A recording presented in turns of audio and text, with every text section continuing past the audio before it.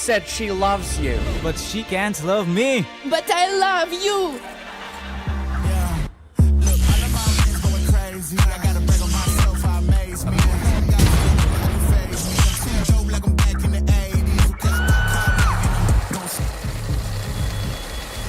I won't play window anymore. What's going on? Play your role. 1xBet. On to the next one. YaLLa Compass 2025 season. If anyone peeks through, they're both dead. They're both dead in the smoke. Bomb drops, coughed up behind it at the edge of...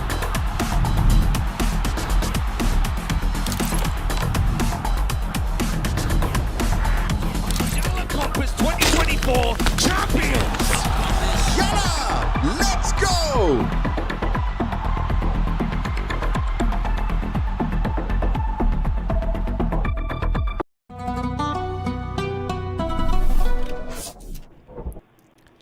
Good morning, friends. We are back for more Compass action. My main squeeze is alongside me, so I'm happy. I'm content. Matt is with me for the first BO3 of the day. Eyeballers versus Zero Tenacity. And of course, you know, YaLLa Compass Winter 2025. We've still got some money to play for here, Matt, and we've got 2 more BO3s to bring you today. Yeah, looking forward to them. Some spicy best of threes here as well in the Swiss stage, which is starting to take a little bit of shape as well, right? We're getting an idea of the direction things are going here in the main event, and I'm looking forward to seeing how Zero Tenacity and Eyeballers are going to match up with each other. Then, as you mentioned, there's Copenhagen Wolves against BNE later on.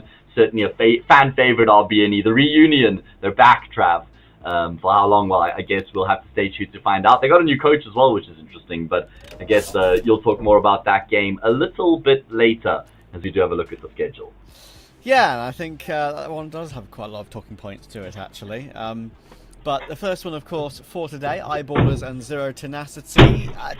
Weird state for both these two teams right now. I think both of them are on a really poor run of form. Zero Tenacity are not what they once were from at one point last year. They've really dropped down the rankings overall. Unfortunately, their Valve ranking as well is also a bit rough. And, of course, this doesn't affect it. So...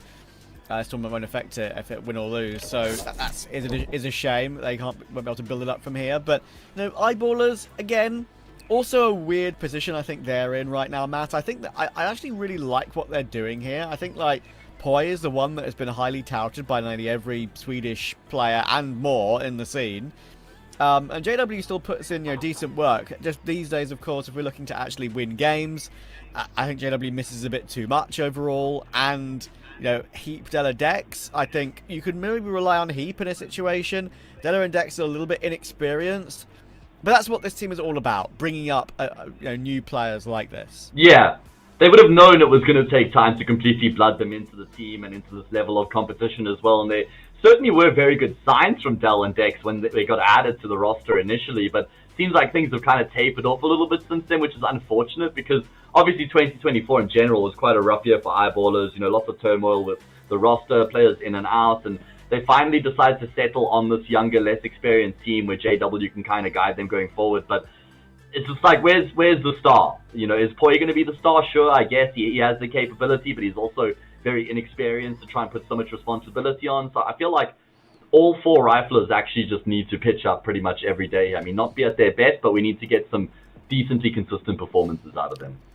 Yeah, I think the problem as well is the only really couple of maps they really have in their wheelhouse for Eyeballers is Dust 2, and then you've got like sort of 50-50 choices of Ancient and Mirage, and we know Zero Tenacity don't play Ancient, so that removes one of their sort of okay maps from the pool, sadly, for Eyeballers. So yeah, I mean, this was a pretty interesting rivalry throughout a lot of 2024. They played each other very often toward the middle and sort of latter part of the year. They played in Res, they played in ESL Challenger League, they played in a couple of CCTs. They were everywhere pretty much. And it wasn't like that one-sided a matchup. I mean, Z10 won a couple of BO3s 2-0 pretty comfortably. One was a close 2-1. But Eyeballers did get one over them. Of course, very different times now. Not for Zero Tenacity. The main talking point, of course, about this roster, Matt, is despite the fact their form has been a bit rough recently, they're still sticking together, and they have now for 3.5 years, the core four.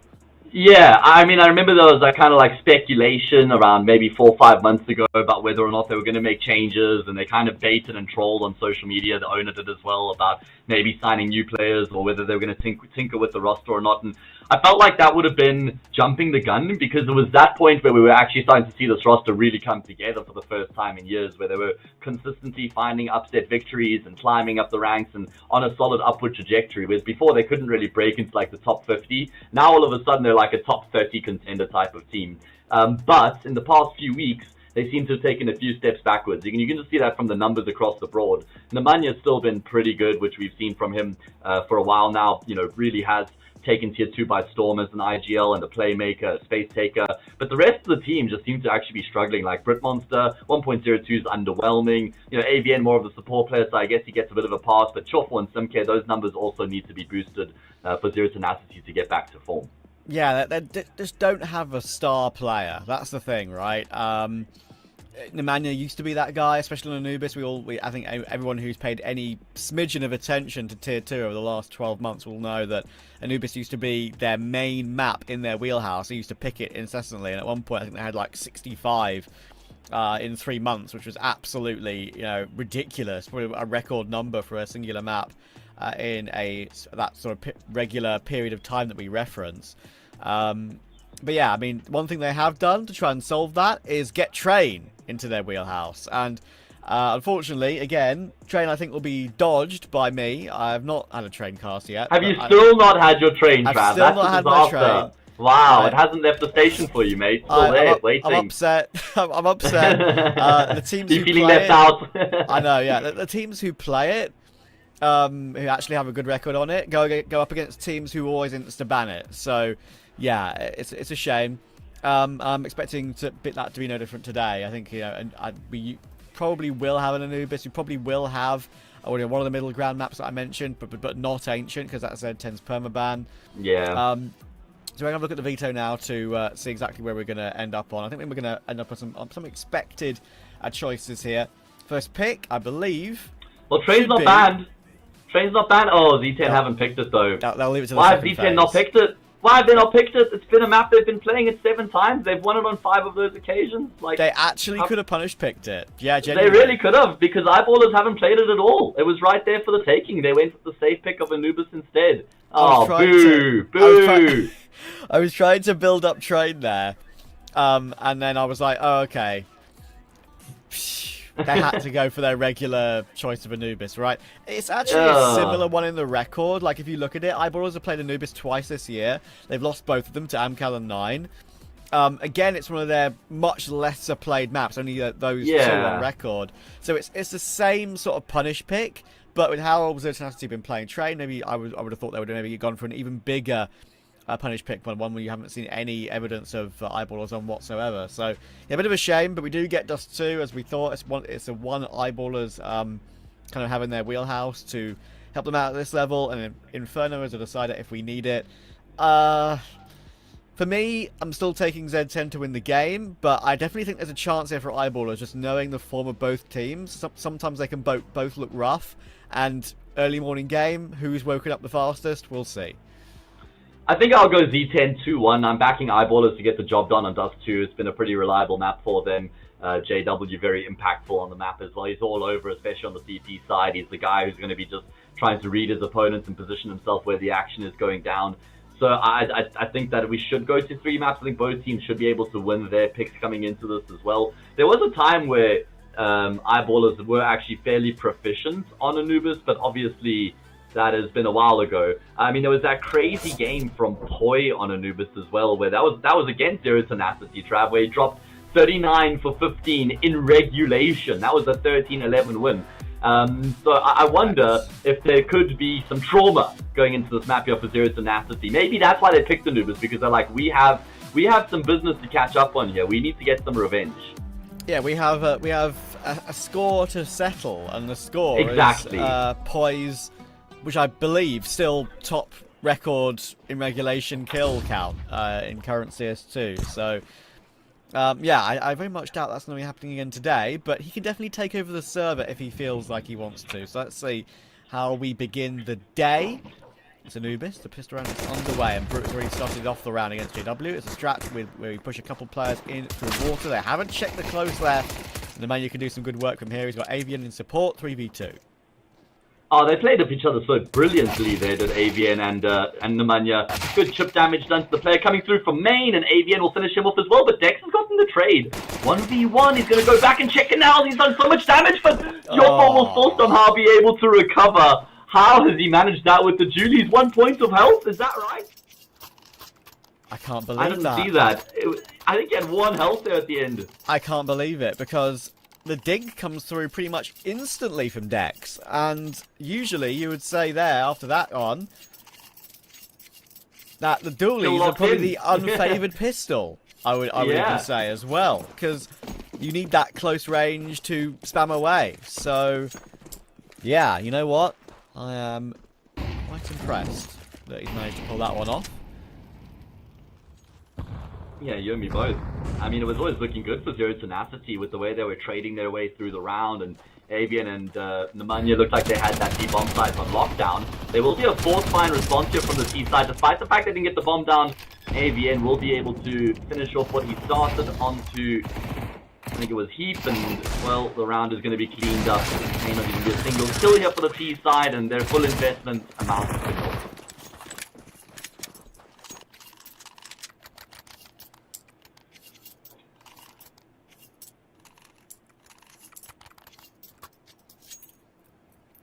Which means Zero Tenacity are gifted a 3-0 start here, almost certainly. Would you rather have a 3-0 start on the CT side of Anubis or the T side of Nuke?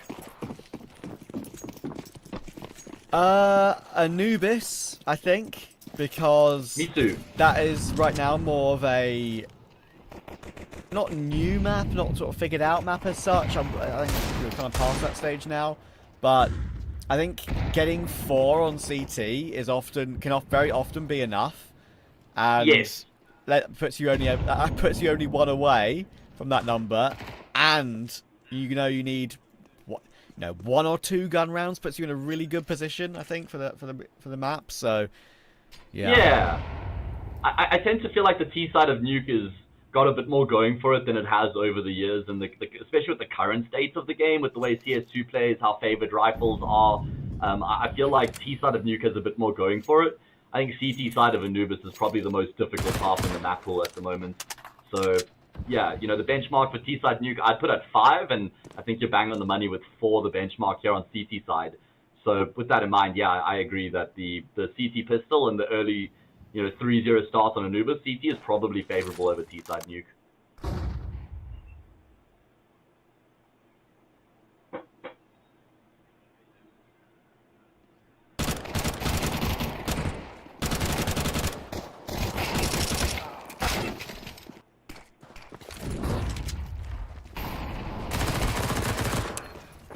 You know what? Massive success for my boys in this round. They've managed to get themselves a plant from this low buy rush. Sure, Z10 will survive with 3 players alive, so it's not too bad, but they'll recover the FAMASes. I think, to be fair, right now are in a position where... Actually, yeah, I'm going to say all 3 FAMASes are found. That's okay. It's okay, but picking up a plant there is a bit frustrating. Yeah, probably a little bit more than they would have wanted to have given up in the round. Apologies, guys, about my microphone. Had the wrong input device selected. Hopefully sounding a little bit better now. We caught it early, though. We can get into the first gun round. So, let's see what this has in store. JW has absorbed all the use in the world so far. What's the plan going to be? I mean, going down to the 3T side is certainly not the end of the world, but if you get the gun round as well, then I feel like you find yourself in a spot of bother. That's a great opening frag. I love that JW just posted up on middle. He started to make plays in middle on the CT side of this map, and JW just waited to punch. Della will entry AVN as well, and this one has fallen apart. And with the damage that eyeballers know they've done in the previous as well, there'll be some leftover cash, but maybe not as much as there would have been otherwise. So, just Brute will try and save the AWP, but obviously in a tough position to do so with a whole a minute to go before the round will expire as the bomb goes down. So he's going to move away and try and maybe get a couple of kills on the exits if possible. Simki could still drop him an AWP if necessary. But it would be nice to keep it.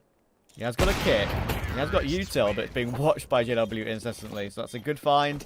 Everyone removed. And JW will start and end the first gun round. Yeah, like I said, JW in the early stages of the round. Middle. For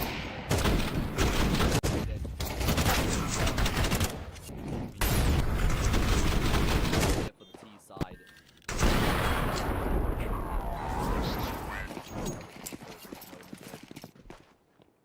And that's Eyeballers on the board. Often playing out a good monster again.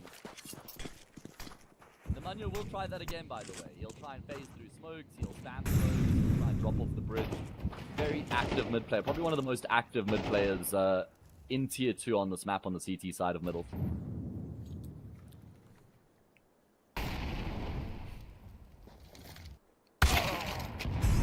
Brute holding a nice off angle with rifler support, and I'm pretty sure he won't have seen that rifler support either, so they don't know that double setup is in place outside A. He never swung to help out on a timing, so good information, and Poi will be stopped from making his way into an E-box as well, so good plays from Z10 in this round. Nice aggression. You can see from the player camp, you are on a bit of a boot camp, I believe, right now for Z10. So wow, that will make them feel good when they get the good rounds pop off like this. Confidence booster when you see your teammates with you, at least some of them. And you can get all the fist bumps going. Yeah, it feels like there's definitely an advantage for the team who are on a boot camp compared to the team who are playing from home. And, well, they knew that Dex was low, so SimK will just force the finish. And that's a very good response from Zero Tenacity after losing the previous gun round. They're able to upgrade to 3 AKs as well, and they don't do anything particularly special now to this round. They just post up on angles, you know, get the first frag A main, second one into E-box, and then it's just a 5v3. And they can just finish off the job through numbers alone. Eyeballers swatted straight back down. I think they'll have enough money for a buy. Yeah, they'll go in here for sure. Dex can even drop an AWP for JW. He'll get an AK in return, but again, backs against the wall here for the T side.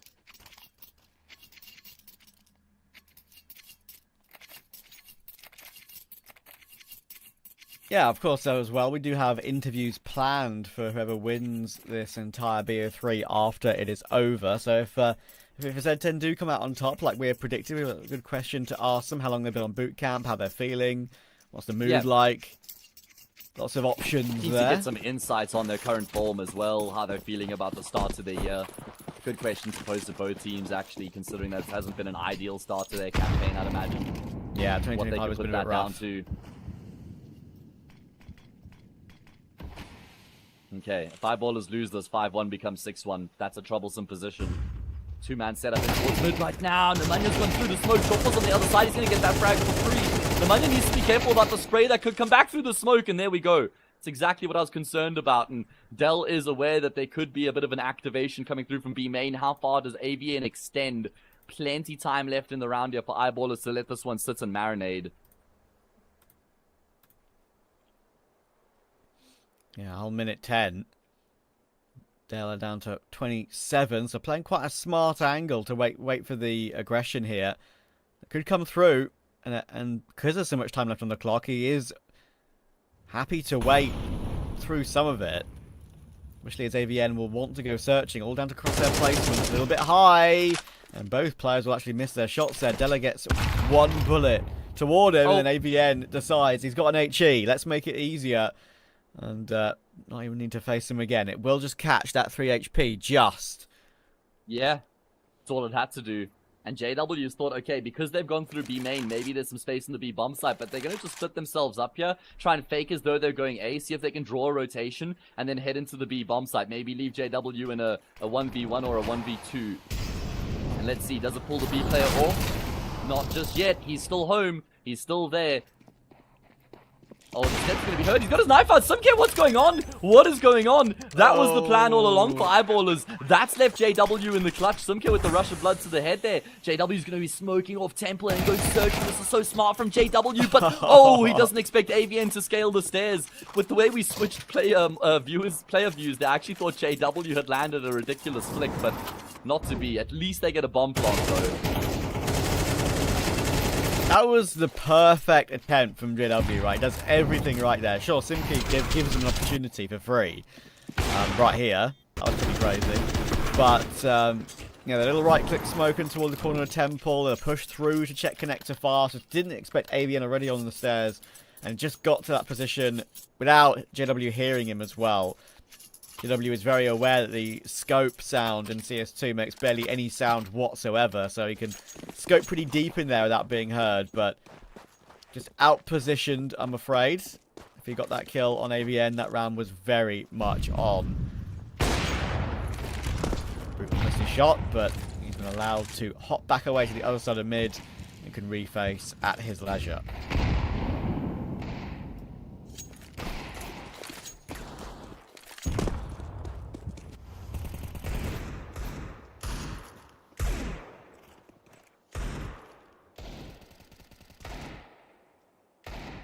Alright, well, at this point for Zero Tenacity, it's just about making sure they don't lose the round against the Pistols. Don't really have to go searching too much or make too many plays, and, well, Sumcare does, and he's gotten an opening kill. No need to flirt any further with these Desert Eagles, mate. Just to be asking for trouble. Yeah, I think that's a better decision. Takes a couple ticks to the molly, but gets back to the safety of the B-bomb site. I mean, there's some strong Desert Eagle players and Eyeballers. I feel like Swedes have always been great with the hand cannon. JW is incredible, and all these youngsters as well. Heap was a player I actually was really excited about. I think I was watching him on, like, was it 777 before that he was playing, before he ended up joining Dignitas? Like, I think it might have been. I have to check that, because that rings a bell. Yeah, I think it might have been with the one Norwegian player. Was it Harry, I think he used to play with? This is just all off memory. But Heap was the guy I was always super excited about and high on. And then after that Dignitas stint, where it was kind of like a retirement home, it felt like Heap was like the grandchild who would go visit his grandparents at the retirement home, Forrest, and I don't know, the rest of the NIP players. This is getting ugly. This is getting messy. And it's going to be Nemanja who tries to go through the smoke. Oh my goodness, on the other side is what Dell lies in wait, and this round's completely fallen apart. Well, I'll get gifted one Dell back. He's offered one back, yeah. Yeah, so that's fair enough. All's fair in love and war. Heap 1 versus Shoffo. Stuck on the site. Should know that. And he'll clear it properly. And jiggle it properly as well. Had no helmet there, Heap. So he would have died to one bullet in the bonds. So a great hold in the second round. A critical second round on the board. Lots of mistakes made in that one. That's for sure. Excuse me. But yeah, I did have a quick check of the previous teams that Heap has been on. He was on a random mix, fun mix, that was called Esports Advisor. Then he went to Dignitas from 2020 to 2022. I don't think he was ever officially on 777. Maybe he stood in or something. But yeah, funny you say that, because I actually did associate those two as playing together, but maybe they never did. I don't know. Peculiar.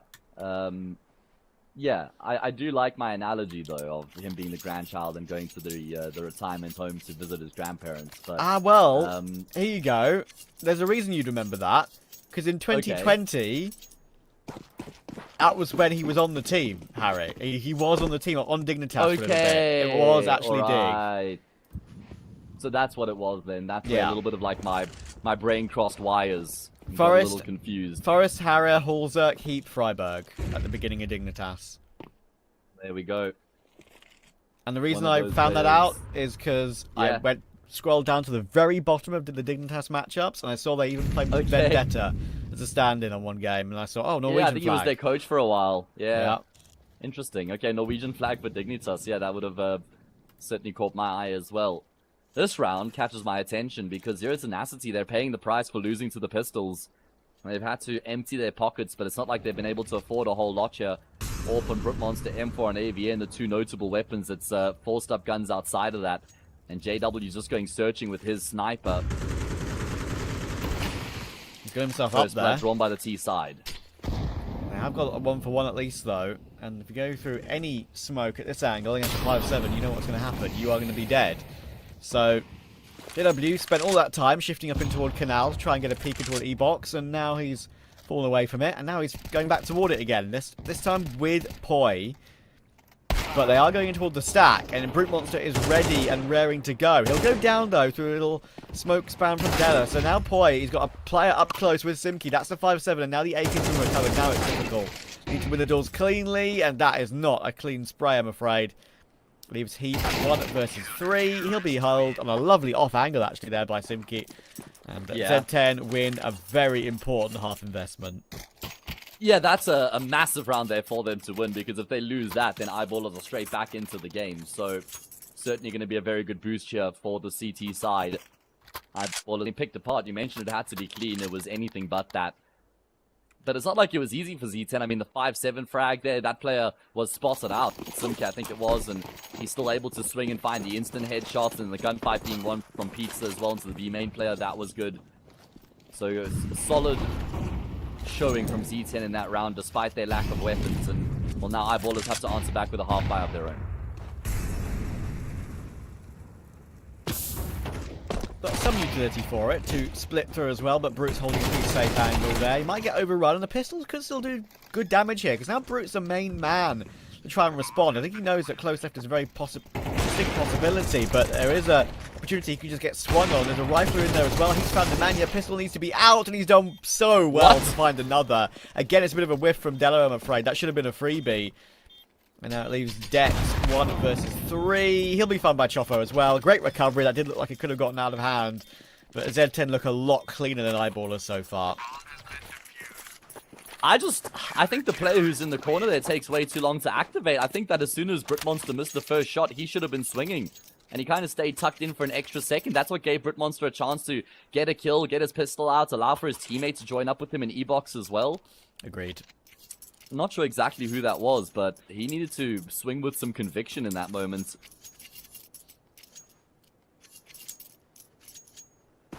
I feel like in every single game you'd play as a professional and actually as a as just a regular pugger. If you're in that position and you hear an AWP miss a shot, that's your cue to go, and you're all over him. Yeah, that's your instinct. But I guess he tried to wait till 3 players already. I don't know. It then completely fell apart since then, and I do agree. I think they'll be looking back at that one later and saying that is a poor choice. But what's not a poor choice is JW continuing to get decent opening picks in this game. Another one toward Brute. Oh, what? I'm not sure how that one didn't hit. Well, who is that? What is he thinking? You know that JW is there. Why are you jump spotting? That is asking for trouble, man. It all works out. Simke goes searching in canals. Yeah, very much so. Good trade there coming through from Heap at range as well to maintain the advantage here for his team. Choffo's going to go searching. Neat little burst there from Nemanja. And that brings it back to an even game. Nemanja knows his mid on Anubis. He has owned that position through a lot of last year in Tier 2. Controls the map as a T or a CT. Nemanja, is he ready? He is ready. Good clear. A nice little tight angle to hold there as well, actually. That's one you don't usually... not usually as prepared for.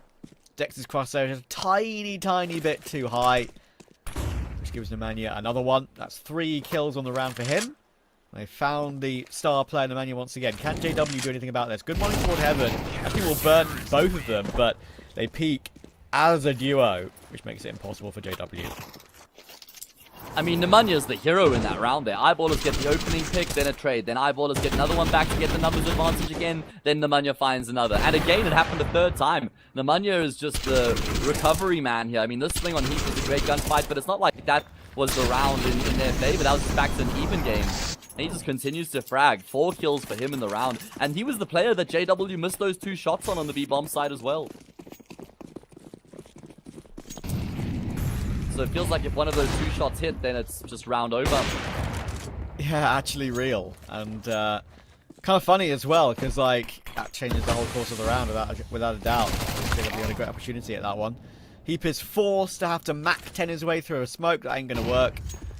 Choffo be forced away. Actually almost goes down Wow, there. I'm surprised. But he's got util support and teammate support, so I think he's been allowed to do some decent more work. Monsters miss his shot though, so that makes things a little bit awkward. Bank nade should be decent, but doesn't do that much damage actually. We've actually got a lot of progress toward beach here, but Simkey's ready. Wow. Lovely double piece. Leaves it all down to Della. Has to pull out the deagle. Not going to be. That was a great double kill from Simke. I mean, I thought he might be in some trouble there, edging into the angle against the Desert Eagle, and then neat little cleanup. I mean, I thought Dell might be on for some sort of magic there, but he does just get overwhelmed. 9-2. Zero Tenacity piecing together a very strong CT side right now on their map pick, and I guess absolutely justifying their decision to pick this map as well. We were wondering why they maybe didn't go for Train, but Anubis is delivering the goods. Yes, a very solid CT. I mean, that's what the boot camp is all about. Try and regain their Anubis prowess they used to have. Because they did have great work on that map. I think, again, JW has very often found Brute Monster on the opening kill of the round. Yeah. But, unfortunately, translating them into victories is proving a bit more difficult. Simkid decides, listen, we're 9-2 up. I'm going to force my way in here and try and get a kill back to recover this round. They go super aggressive. That's what kind of you should do as a CT. Doesn't work out this time, but all good. YaLLa 5 versus 3. Nemanja still being cheeky in mid. His deck's going to be ready for this.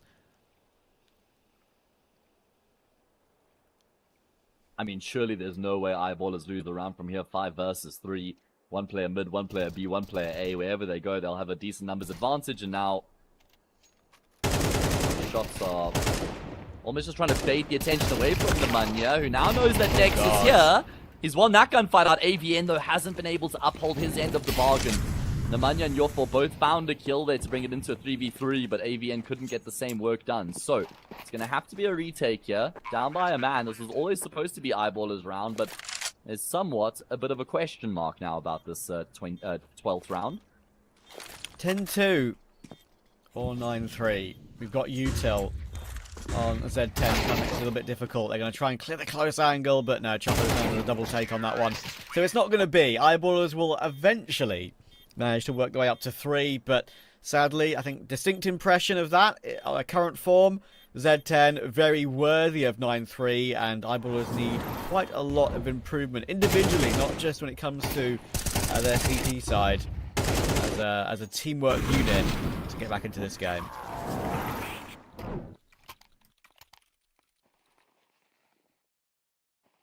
Yeah, certainly going to require a pistol round win here for Eyeballers if there is going to be any chance of them fighting back here on the map. And then the conversion, the anti-eco, the gun round. There's many objectives that are required to be checked off the list. Let's see if they can make it happen here. Can they get the first step in the right direction? It's going to be numbers in towards mid here for both of these teams. Oh man, this round lives and dies with the mid skirmish. Yeah. AW wanted some opening kills on CT as well. It's a great flash in from Poi and a lovely little crunch, but it still might go awry. Della and Poi are still here, but their kills will go back and forth. 3v3.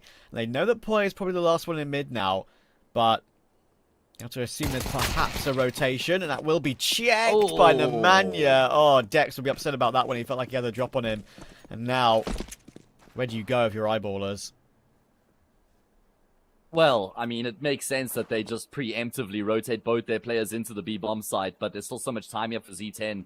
They're just chilling, posted up on angles, waiting to see if there's any more information plays, and then they eventually will go back to B. This is really smart, because Eyeballers are thinking if Zero Tenacity would have gone B, it would have been straight after they gotten that kill on the player who's flanking through B main. And because they've just slowed things down a little bit, it means that these players are a little bit more split up. However, it does look like they will both be on the bomb site in time here. Nemanja and Brutmonster to come through B main, while YaLLa's going to try and combine through E-box. Poi! Caught timed, unfortunately looking the wrong way, and Heap has to clutch with the Julies. 2 pistols, 3 opponents. He's got himself into a plat, but any further than that seems a bit too much. I think he knows the information on 2 of them, but it's all about the timing, and Choffo is still jiggling it. Now he gets the information. Good awareness there from Choffo keeping the timing. The flashes is very awkward. And he's played Heap like a fiddle there. And he's ended up in a heap on the floor. I mean, he ate that flash, and you can't really blame him because he was really hoping he'd get the kill before he was blinded, and I would have done the exact same thing there if I was Heap in that situation. But unfortunately, the flash pops, he's off the mark with the crosshair. This kill here, I think that's the frag that actually wins the round for Z10. It was still a very open-ended round at that point, but that gives the T side a massive advantage positionally, numbers, control-wise. Now, well, that's double digits for Z10 in 13 rounds. It's going to be a force fight from the CT side in response. You know how I feel about this trap. I think a full eco into the buy in the next would have been a more appropriate option for eyeballers, because now they're not even guaranteed a full buy here on the map, at least in the second half. Yeah, it's the age-old argument. I know that Neo has often gone on and cast about it as well, about how he hates it. So, yeah, you're on the same page, that's for sure, as him and me and many others. I understand it in some way. I think I started that entire concept though, Trav. That was all me. I came up with that theory. Listen, I'll give you that. But yeah, I will say there's an argument to it in terms of we're actually quite a long way behind on the unfavored side here. Let's just try and like get some individual level going, warm up for our map pick. Let's see. Anyway, Heap is in a bit of trouble, I'm afraid. He's stuck toward main. He has no choice but to kind of flash his way through it because he knows he's been entry'd through the site itself. Missed timing actually on him creeping up toward Rugs, but we're in a weird situation here where now bomb is down. There is no kit in play, and despite Heap getting that kill, I don't think there's any way they win. Now maybe. Now you have to feel it out, yeah. Yes, because Heap got an upgrade. He'll get caught by Nemanja, but I don't know where Nemanja is. So only 2 players are on the side. Look how defensive Brute is playing, by the way. The Mac 10 will whiff. The Brute has to activate, and he'll whiff. So, you know what? It's kind of a terrible afterplant there by Z10, it has to be said. Yeah, lots of individual gunfights being taken up there and just being won by eyeballers. I think that Z10 had probably just won the round in their minds before they actually got the points on the board there. That's the only thing I can think of, because that should have been their round every single day of the week. They've just dropped the ball. Okay, well, that gives eyeballers a new lease of life here on Anubis. That is a reprieve. That's a let-off.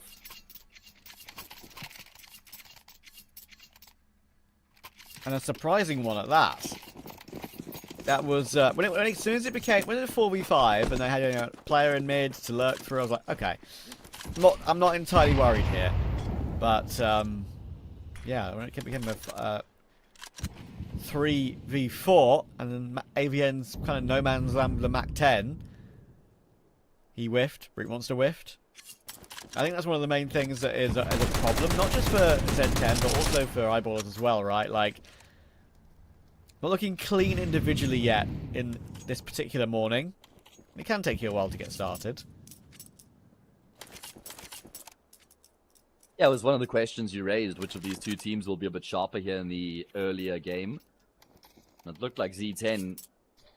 Which kind of makes sense, because when you're on boot camp, you're all probably getting going with the day together, maybe having some breakfast together, discussing the veto, talking about some plans, just getting everybody in the right mood. Yeah. Whereas with eyeballers, it's like everybody's at home, starting the day on their own pace, waking up at different times. So kind of makes sense that the guys on boot camp might have a bit of an advantage in that regard. They don't have an advantage in this round, though. It's just Tech 9. They have been able to get pretty far forward, though. Z10 have been offered up a lot of space. They are going to just collapse on this A bomb site, and eyeballers might have a bit of an issue containing them. Charge through will come, and Heap gets one, but again, here's the issue. Both out of bullets, USP is out. Easy pre-fire for Simki.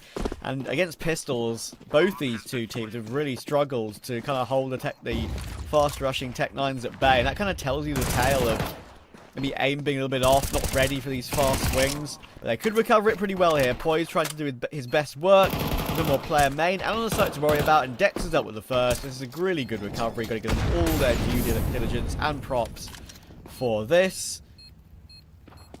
And they know where Choco is. Bomb confused can be held. And they're still in with a shot here, eyeballers. They're not out of it yet. Yeah, very good recovery there on the retake. It never even looked like they broke a sweat. There was a clear plan. They didn't take any time to get the ball rolling on the retake either. It was just straight into action there across the board.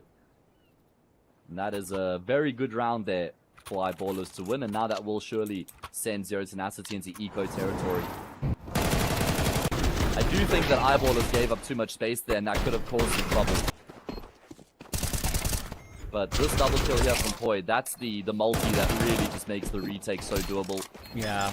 High ground with the ONS, right, does feel a little bit better for you.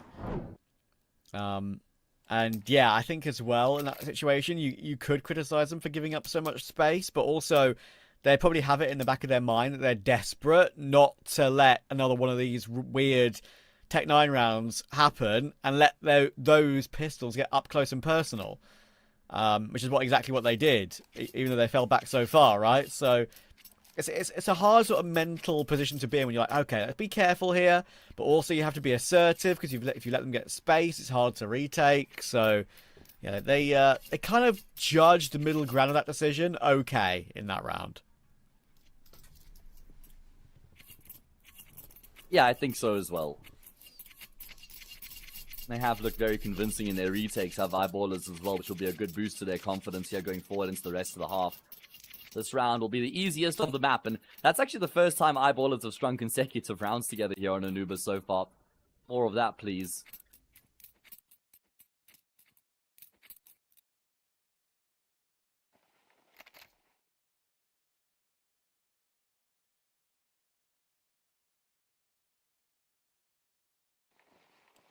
Bit of a pause. Hopefully not going to be too long before we're able to get underway once again. Probably something to do with Zero Tenacity. I feel like the next 3 months are going to be vital for the Zero Tenacity roster in terms of whether or not they're going to be sticking together. Because I think if they keep up with the trajectory that they're on right now, that they're probably going to start to consider some changes. Because they were given this extra contract, they were given a last real opportunity here to show that they have what it takes to be a team that can qualify for LANs, that can maybe reach a challenger event or something like that, you know, pushed in the top 30 consistently. And if they can't make that happen, then maybe they do consider a change to see if that could unlock the real potential of this roster. Well, I think one important thing as well to mention actually is that there's another team from their region which right now is doing better, and that's Partizan. So yeah, true. Like Partizan, for me, one of the most impressive runs actually through a recent CCT. Obviously, only fell in the final to 500, but they look just in a couple of games I watched them. It was very obvious that while Emmy is, you know, not Getting known on. for his individual level, and of course been around for a very long time, actually surprising me how decent he was, not just as a really good caller. That, I guess, is maybe not a surprise. His calling has been amazing. But as an individual as well, he definitely held up his end of the bargain, and that's one of the main reasons I think Partizan looks so good. Theirs a 5 has been so solid. Yeah. Yeah, it's true, and it's actually a pretty, you know, it's good for the scene. I'm glad that they picked up Choiv as a coach. That's something that I saw the other day. Of course, Choiv was a player before. He was generally an IGL, so it makes sense that maybe the natural progression for him would be into the coach role. And so I think it's going to be a good addition for Partizan. But I was just thinking about Vladen and, you know, whether or not it was a conversation for Zero Tenacity to actually consider picking Vladen up. Because for me, he's one of the most exciting players from the region at the moment. And of course, he was just out there on the bench, you know, with Bleed, and then Unpaid as well, back and forth in and out of that team. So I wonder if there was ever a conversation around him actually joining Z10. Makes you wonder. I mean, I think the thing is as well, I think Z10 are very determined with their current lineup. They've had, you know, the 4 core for 3.5 years and the 5 for 2.5 years. So we're one of the most longest standing cores and full, maybe not cores, but full 4s of a team. And then hang on a second. There could be causing problems here again, even though it's much lesser buy. First pistol kill will come through. Chofo's doing more work. But Poison a really good job of keeping himself alive until Chofo finds one more. How's he got away with another one? That is ridiculous. Now the Deagle of Simki, he could do more work here from this position as well. JW's going to have to swing and expose himself to a particular angle, but he does get the incendiary on point. That's huge. It forces Brute and Chofo into the open, and it leaves it all down to Simki, who is smoked off. You have to try and push through it, and JW is holding for it. Again, it's a worrying one, but Eyeballers will get away with it. Yeah, 3 consecutive retakes now for the CT side, and all of them have been a little bit touch and go at one point. So I guess, you know, credit to YaLLa for being able to keep their composure and navigate these retakes successfully, but credit to Zero Tenacity as well for constantly getting themselves into these competitive positions. That molly was so important because I don't know if YaLLa's had the info. There were 2 players on the platform there. They knew that Choffle was there, but I think the plan for Z10 was that double up setup and then just try and bait and switch. Either way, first gun run of the second half is upon us. Open play for BritMonster, no ult for JW. And lots of damage has been done in these rounds that Z10 have been losing. So, sure there's money here for YaLLa's, but there probably could be a little bit more.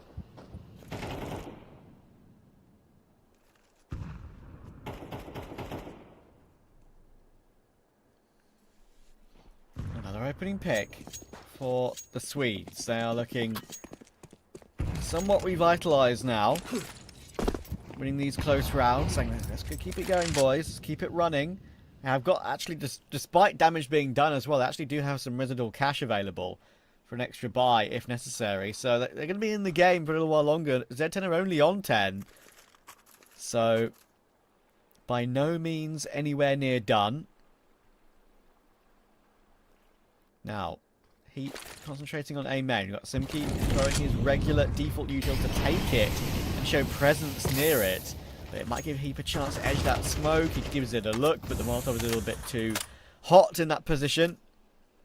So we'll only take 1 tag and then fall back to... will, of course, be known now, but still. With 30 seconds, looks like the classic B split is what we're going for through E-Box. Yeah, it's going to be a big pop onto this B bomb site here. Incendiary and E-Box, though, is going to kind of disconnect the players coming through from B main and the players who are trying to converge onto the bomb site. Molly is going to just tick down onto Dell. Dex is out in the open right now. That's going to cost him his life, but they don't realize Dell's here as well. He will take the first frag offered up to him, though. Perhaps Trigger Discipline would have been a better option. You need to get on that plant. The bomb plant's only just going to come through in time here. He won't be able to deny. Does he fancy his chances in the 1v3? He does find that first frag. Low health here on BritMonster means this one's very doable. They're going to go for the double peek, but oh no, Simke hasn't gotten the memo. BritMonster peeks without him, and he punishes 4 retakes in a row. I feel like in that situation there, Brute said to Simki, listen, peek off my contact, bro. I'm gonna take... maybe he didn't say, I'm gonna take a peek, right? But he just said, peek off my contact. He takes his kill, knowing he's low and can't just get run on, because he actually thinks he's death anyway. And it allows the opportunity for Heap. We're gonna watch it now. This peek right here. Listen, peek off my contact, man. And Heap, gotta give him praise for how accurate he was on that one. Simki wasn't exactly low. That is a huge round. Z10 have thrown one away there, I'm afraid. And now YaLLa's are only 3 back at 10-7. Well, this is a problem here for the T side. This is a big problem. Well, I say a big problem. It's just that losing a 3 versus 1 in that fashion to try and get your first round on the board here in the second half, that is a concern. They're going to try and hammer home on the B-bomb side again, this time with a half investment, but Poise found the first kill. He's got plenty of support here as well. There's 4 players on this B-bomb side right now. Missed Molly, not going to make matters any better. Nade kind of misses the mark here, but there should be no way YaLLa's dropped the ball from here. Yeah, there's too many players. Oh, a lovely little flick from Dexter, actually. Helped out by YaLLa on the last couple. But 4 players alive. They're building up their money nicely, like I mentioned earlier now, actually. After Heap winning a 1v1, that is a nice little settler. And Z10, sure, it was only a half buy, but gap is getting ever smaller there. Been on 10 for quite a while now.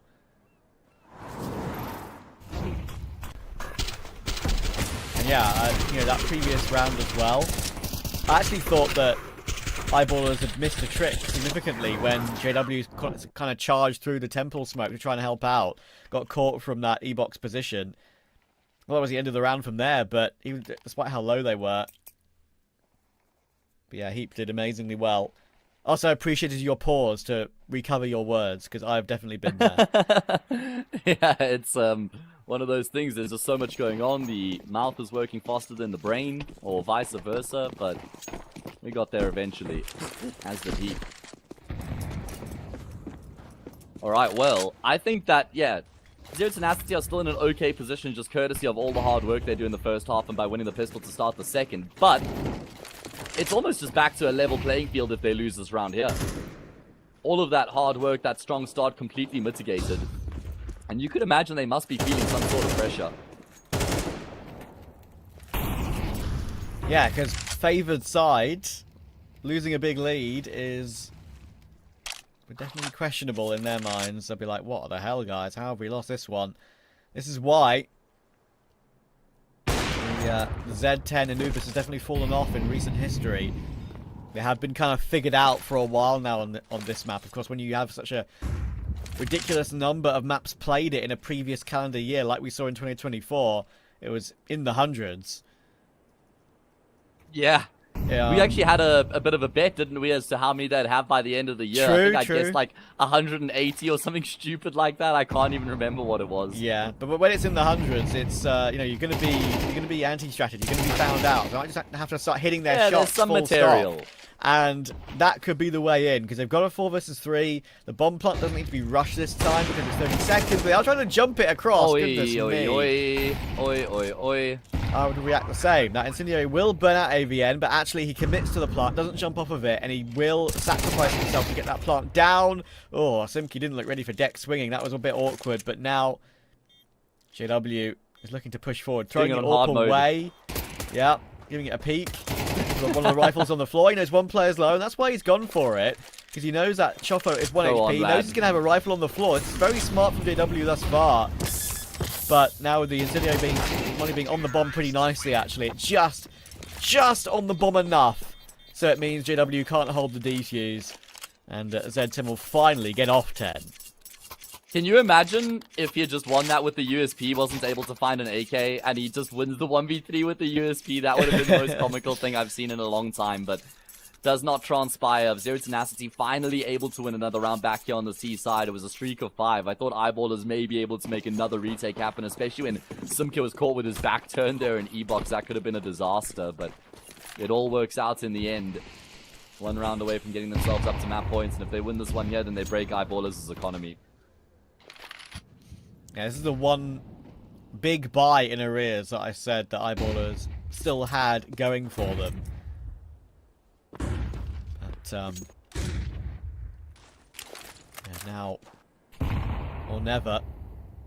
They got one more mistake left in them, but if they do make that mistake, then the weaponry for that next round will be rough. So they've pushed aggressively in toward Canal here. Got a heap on this long-range angle to look all the way down, but Simki and Chofo playing the default on this round in rugs is a bit of an odd one, and a bit of a one where you can definitely miss a timing, and Heap's definitely taken advantage of that. The question is whether Dex at some point gives something in his position. JW's gone searching because the map was so quiet with 50 seconds to go. He was like, what on earth is going on here? We've got canal control. We're not getting anything done from this. And they're still not getting anything done from this. And Heap's position, that comes to nothing. And they just hit all the shots. I feel like that's the first time we've actually seen Eyeballers try and force the issue in around here on the CT side. They've generally been a bit reserved and conservative and prioritized defending the bomb sites and letting Eyeballers come to, letting Zero Tenacity come to them rather. This is the first time they've tried to be proactive, and I get it, but they've just been punished for their transgressions. You know, shut down in middle, trying to come through A main, get fragged there as well. And that's just round over. I mean, saving both these guns is actually really important right now for Eyeballers, and I don't think there'll be much of a contest. Yeah. I get it, right? I mean, like, you've already made quite a significant part of your comeback happen. You finally lost that round to give Z10 11. Let's change it up. Let's go aggressive somewhere. And they were given the opportunity for that. They were allowed to get into Canal with Heap. They were allowed to have decks jiggling in main. They were allowed to try and flesh their way out, but then JW went down in mid, which I don't even blame him for either, to be fair. Like, people always will criticize pushing in a 5v5 or in any even situation, but they had no intel whatsoever. It was too quiet. It was, unfortunately, and Zero Tenacity that played into their hands because they were just posted up across the map. Alright, well, here we go. 4 opportunities here for Z10 to finish off the job. They've got their campaign back on track. 9-3 up on the half. They won the T-side pistol as well. Simke is a stuck pig with an apple in the mouth off the back of that, Nate.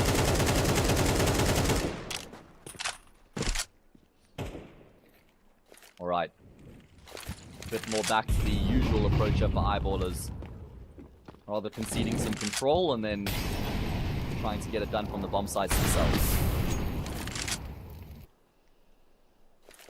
Incendiary pushing away a little bit.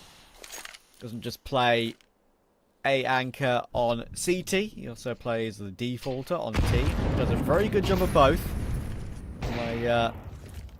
I say definitely a great tier 2 choice I have for a player in that position on this particular map. The right click flash in from Dex is a good one, but Simke is playing this smartly until he gets cleared, and then Choffo is going to swing to try and trade. Then he sees 3 players. So, a lot of information. 3 versus 3. Nemanja is already through camera, and Heap is aware of that possibility. Knowing that they've been seen going for that play in toward Canal, they'll know that there'll be at least one spot on the map somewhere that has not been held. So that's why Heap is very wary of it, but I think Nemanja's found the timing. Yeah, perfectly played. Kept his way through a lot further than Heap realised. And now it is Della and Poi to try and recover it. There is a kit on Poi, but he's just going to get probably caught immediately. And Della, before he's even got through the smoke, he'll get caught immediately. It's all Poi. They won a 1v3 already in this one, but he needs to deliver another. Heap and Poi with a 1v3 in this game looks unlikely. He's flashed off on the corner, and Brute will find him. The Z10 do eventually, Matt, get over the line, but it took a little while. Yeah, longer than what they would have liked, but it's not like it ever got incredibly concerning or hit panic stages for them. I just want to highlight that play there from Nemanja. What makes that play, you know, there's two parts that are really smart to that play there for him. The first is that he takes the space in the middle after 3 were spotted in E-box. He doesn't hesitate. And then he doesn't overextend and then keep pushing forward. He gets himself into that power position and then he just locks it in. And Heap was still considering that somebody may have crossed in the meantime, but because Nemanja took so long to actually activate, that's what catches Heap completely off guard, because Nemanja lets his teammates coming through middle take the attention. So just very intelligent from him, as we're used to seeing at this point. 13-8, 0 Tenacity, win their map pick and take the 1-0 lead in the series. Yeah, I would say that is a very deserved map win. There was some life from Eyeballers. They definitely grew into the game, which does give me hope for Dust 2, which is obviously a favourite of theirs. So I do think that our 2-1 Z10 prediction is still on at the moment. But as you can see, that is a good sign for Zero Tenacity. Of course, a lot of their work done on that CT side. But it's a very good sign when all of them are very evenly distributed across the fragging. You know, Brute lagging a bit behind, but it doesn't matter. He's the AWPer. He's not really in the pack as much, is he? So, you know, the main core 4 riflers doing some great work, and Nemanja with a very decent ADR level there as well. He did a lot of damage despite having 1 less kill than Simke. So, yeah, good work from Z10. That is kind of more what we expected from them. Their T-side definitely ran a little bit quiet for a while, which is not usual for them. But as I said, it has been very common for them to be figured out, right, after playing so much on the map. So it can be expected. But we're going to go to a quick break. When we're back, we'll see if Eyeballers can bounce back on their home pick of Dust 2. Don't go anywhere.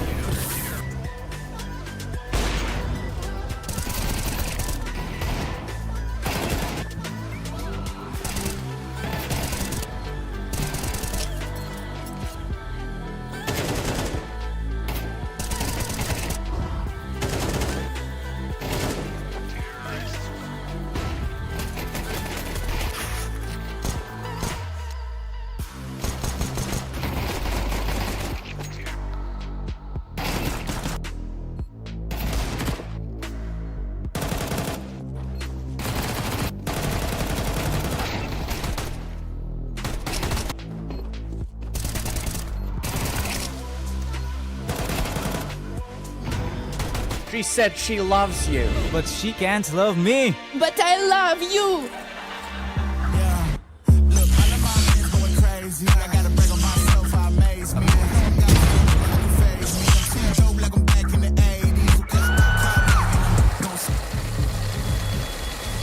I won't play window anymore.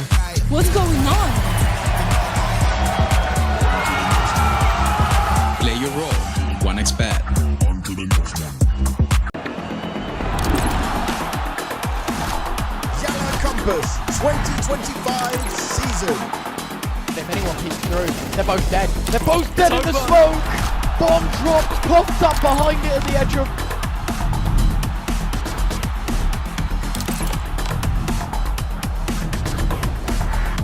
YaLLa Compass 2024 champions! YaLLa, let's go!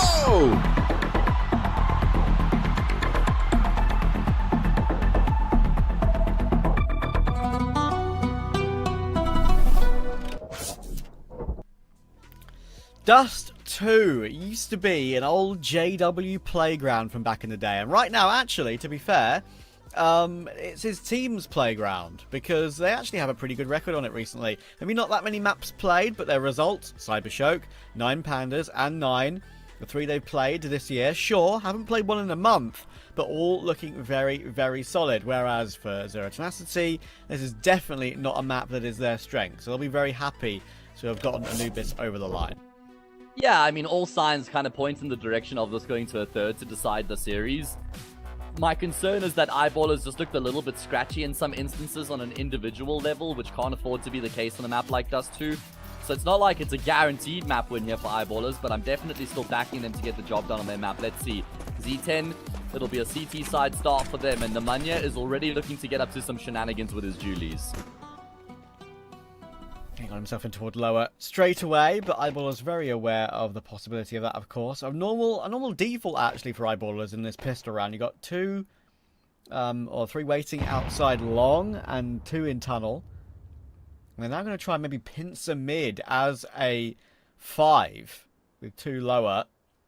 But Brute and, of course, Nemanja are very ready for this possibility. And then one player's already unshot. Nemanja will give himself a look, and that's exactly what that play was meant for. Bait them into not realising Nemanja was there. And, of course, he still had to hit the shots, but he did. Yeah, and he smartly realizes that he can't just stay tucked in behind the box, that his window of opportunity had presented itself there when the heat was off of him, and, well, Simke just remains in the corner, calmly taps the 2 players who come through the doors. Z10, 3 for 3 in pistol rounds. Yeah, and that's one of the more rougher things, I think, for Eyeballers today, right? Like, getting into a game and you can't get a pistol under your belt.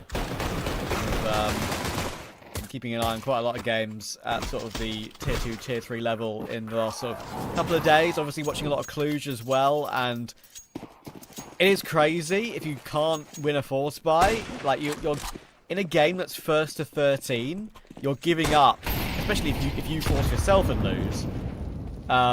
You're maybe sometimes giving up 6 rounds in a game which is 1st to 13. So it can be a significant chunk. There's always the conversation about the weight and the gravity that pistol rounds carry in MR12 in particular. A lot of it's become quite a popular option to go for the Hero Scouts on the T side of Dust 2 as well.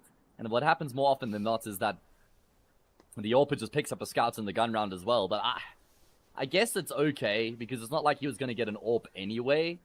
But I just haven't seen it really prove to be a great option. I haven't seen it really get much of a job done. And talk about getting the job done. It may be an anti-eco, but Shotfall, he just mows down 4. Even a clean tap on the last player as well. It's funny, like, you brought it up. I was going to ask you what your thoughts were on that. Because, yeah, it's a weird one. I mostly see either the snipers or even the IGLs. I've seen Kicksound do it a couple of times on Heroic, right? On Falcon, sorry. I guess, and Heroic. And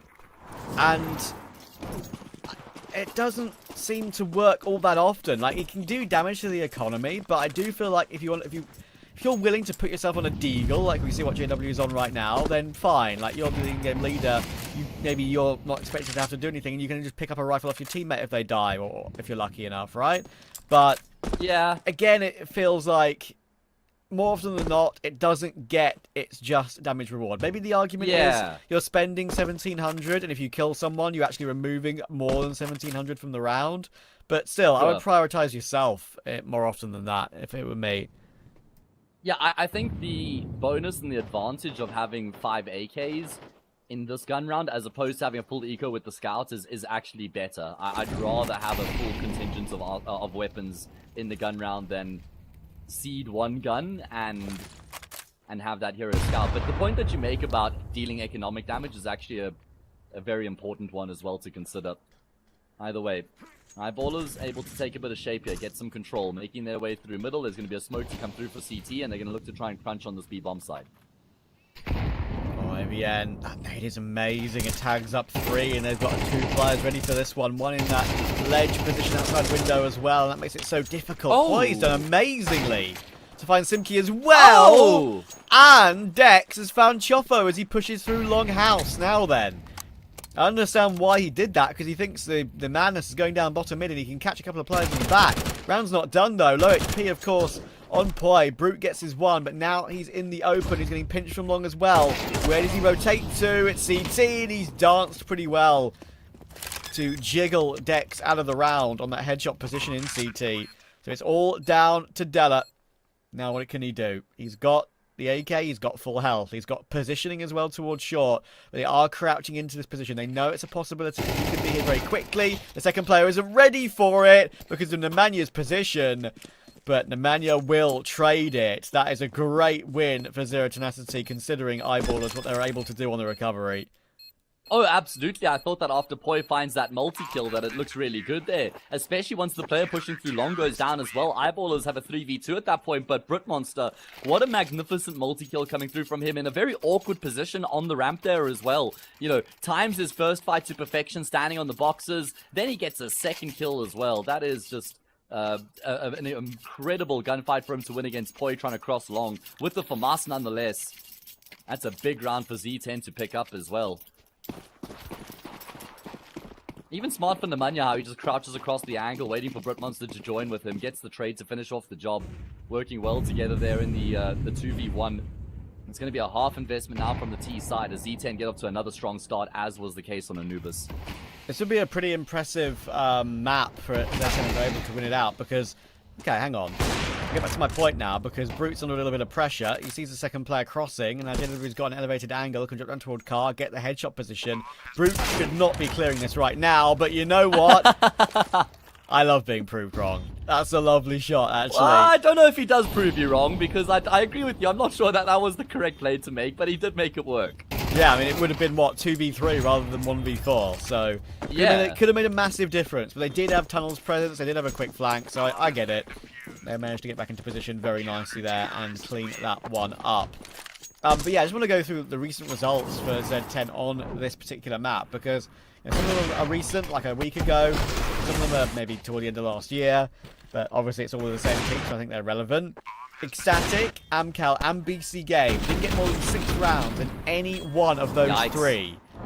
And BC Game was in the Dallas qualifier, that was a 13-6. So they are getting kind of blown out the water on Dust 2 right now, and they're close, 2 rounds away from matching that 6-round scoreline. So definitely a lot better start. They did start on the T side on 2 of those 3 occasions. And the one time they started on the CT side, it was a 3-9-half for Amcal. So this is a much better opening for them on the map compared to any other time they've played here on Dust 2. If they can win this gun round here, that will put them in a phenomenal position. Oh, JW, actually quite lucky to be alive. Nemanja narrowly missing out. Looks like some scraped stickers on that Blue Lamb AK. Kind of actually look quite nice if I was, I'll keep an eye out. If I had a good look on my first glance there. I'll keep an eye out. Eyeballers have a lot of util here, Trav, to get onto the safe bomb site, but there will be resistance. Yeah, Brute toward long in the possibly most famous AWPing position in Counter-Strike history. On that long corner. But players who can hit these shots reliably are still very valuable.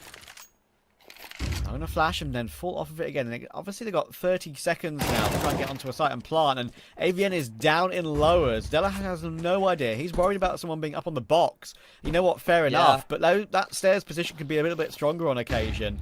And now, the only decision they really have left is a mid to B with the final 3. And I'm afraid it's not going to look too good. Now they clean entry both of these players, and Emmanuel's peaking on an excellent timing. He's got both, and he is caught having to fight 2 separate angles. Would have been flanked anyway. Eyeballers stagnant at the moment. Yeah, falling apart a little bit. I mean, something that I love about AVN is he's one of the best players in terms of not overstepping the mark. He's really good at just having discipline. I feel like most players probably just keep pushing through tunnels, but the curvature of the wall by the stairs here where it curves to his back, that's what makes it such a strong position and so tough to clear. He's really deep in the corner there, nestled in. And he just doesn't overstep the mark. Even that one round on Anubis where he wanted to try and flank to the B main, but he waited so long and the patience allowed for him to win that gunfight. So that's certainly a hallmark of AVN's game that I appreciate. Eyeballers keeping it simple and keeping it, I guess you could say, normal for Dust 2, but they have turned up the pace a little bit in this one. Sent out Dex toward long very quickly there with the bank flash and then extra flash support. Probably because they didn't have much utility to begin with, right? They've got 2 smokes left. Sure, with long control, it's enough.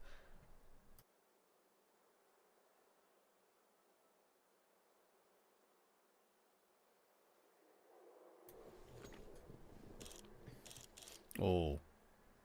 Spotted. Enemy spotted. Brit Monster could be in some trouble, though. Yeah. He could be in some trouble. There's going to be almost a triple peek here. One from left, one from right, one from pit. No! He doesn't peek at the same time! But the kill still comes through regardless. Thank goodness Dex is able to get the trade. Tapping away, he'll find another. Kill comes back elsewhere. Simcare's now that last line of defense on the A-bomb site. Drops the incendiary to buy time. It's not a great piece of util. We know that. That's why the peek comes through from behind the incendiary. Boy, takes advantage of that man advantage now for the T side. You can see he was caught in 2 mines there, but they could still be in the round because Emmanuel's using elbow box to perfection.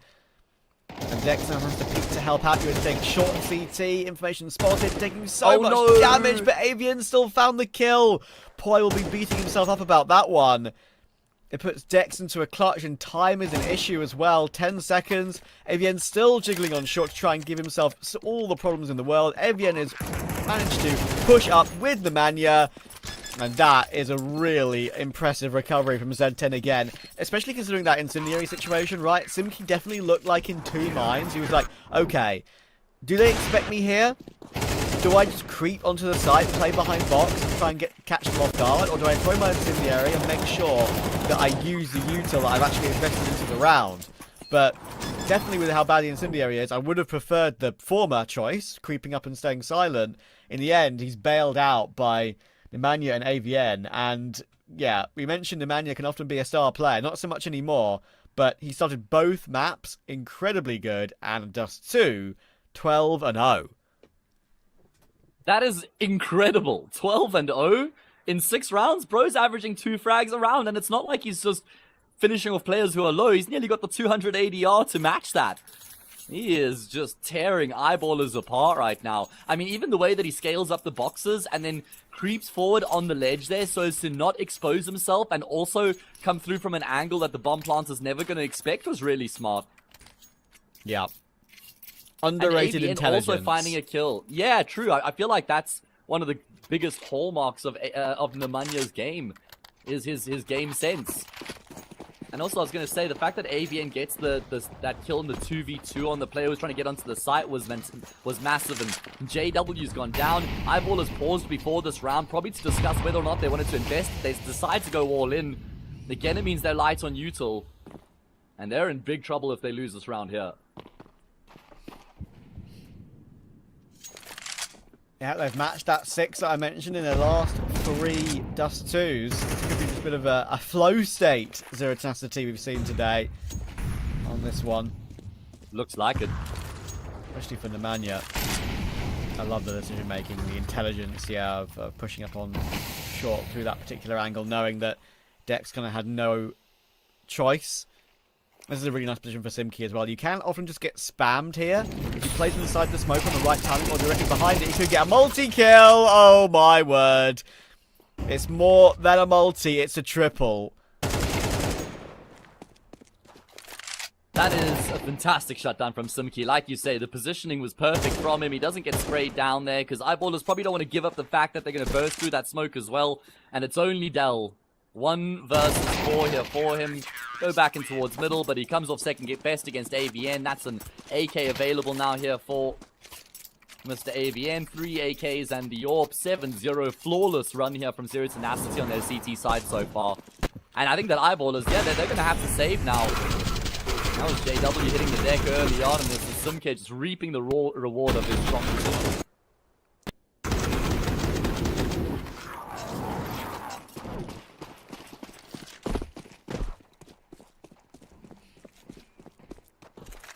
And now down to a half buy again. Been on full loss for a little bit, but unfortunately also losing the rounds. Utility coming over, that will be telegraphed by ABN. Is it banking off? And he chooses to hold down Mouse 1. You know, eyeballers are trying to go together, but I'm afraid they're just getting completely wiped out right now. And it feels like everyone on Z10 is on the same page. Often, you know, AVN being in that position, you could argue maybe a bit too far forward. But when he's got teammate support so close, absolutely fine. Yeah, and he actually was even able to stay alive for a little bit longer than he ever should have, which allowed for the mid player to rotate up, and effectively there were 3 players on the B side there for Z10 to shut down the play there from the T side. 8-0. There's going to have to be something that gives now. If eyeballers lose this gun round here, you can almost just kiss the map, and with that, the series away. We were bigging up eyeballers coming into Dust 2 for a good reason. It's a map they've shown good form on in recent times, but that has not been the case here when it matters.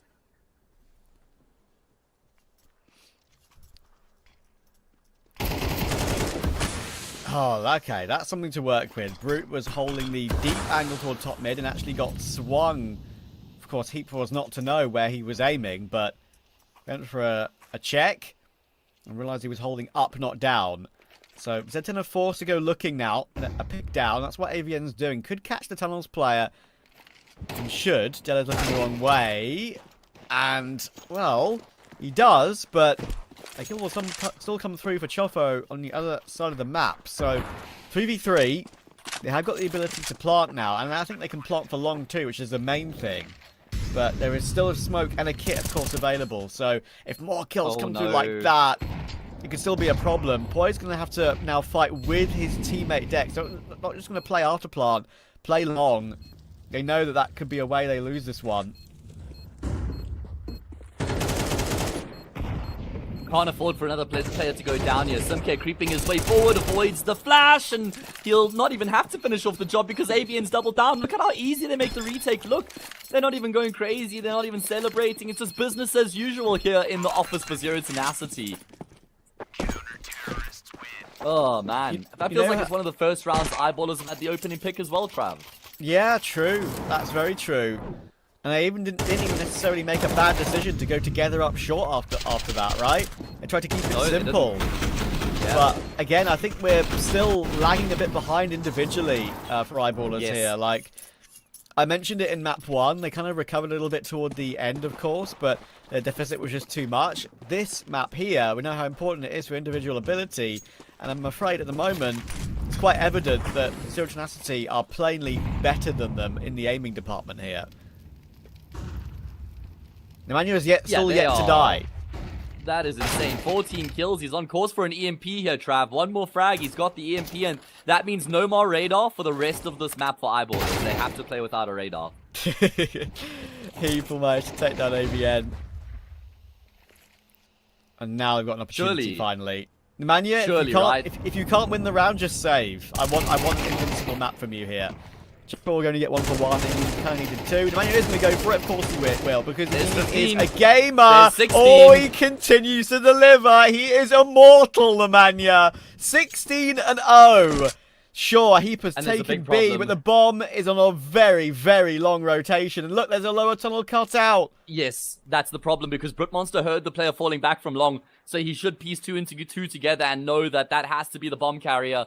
He's taking it back towards his big bomb site. JW charging forward will be dropped, and this round has been turned on its head from a 5 versus 3 now to a 1 versus 2. Heap, did he just hit the vape? There's no way, right? Surely not. Creeping forward, Brutmonster is going to miss the shot though. And with that little nicotine there, he's on edge. And he's been able to bring it back to a winnable 1v1. But he has to kill the man who has not yet been killed. Oh, Heap's trying to fake. But Nemanya's read into this. Surely not, Nemanja. How big is your brain? This is insane. And he'll even have a little spray there to finish off the job. Gets closer than what he would have liked. But he's 8-17-0. Oh my god. That one bullet left. That definitely would have been awkward. I think he still would have probably had enough time to pull out his pistol and finish the kill. But a little bit whiffy at the end, but he's done everything to recover the round. That was a 3 versus 5. Look at this, they try and go through this long smoke. It wasn't necessary, eyeballers. And they fall foul of it. Positioning, superb. Brute gets himself in toward lower. Nemanja just waits for the sound cue of the plant. And, well, we could be in for a bit of a record breaker here. At this point, when you're 10-0 up on CT Dust 2, if I was Nemanja, I would say, screw this. I'm keeping myself alive. I want to play an immortal game. Just save if you have to. This round is good with the opening pick for JW, but we all know how the previous ones have fallen apart, and they, of course, don't have amazing weaponry here. It's a half investment again with Heap on the AK.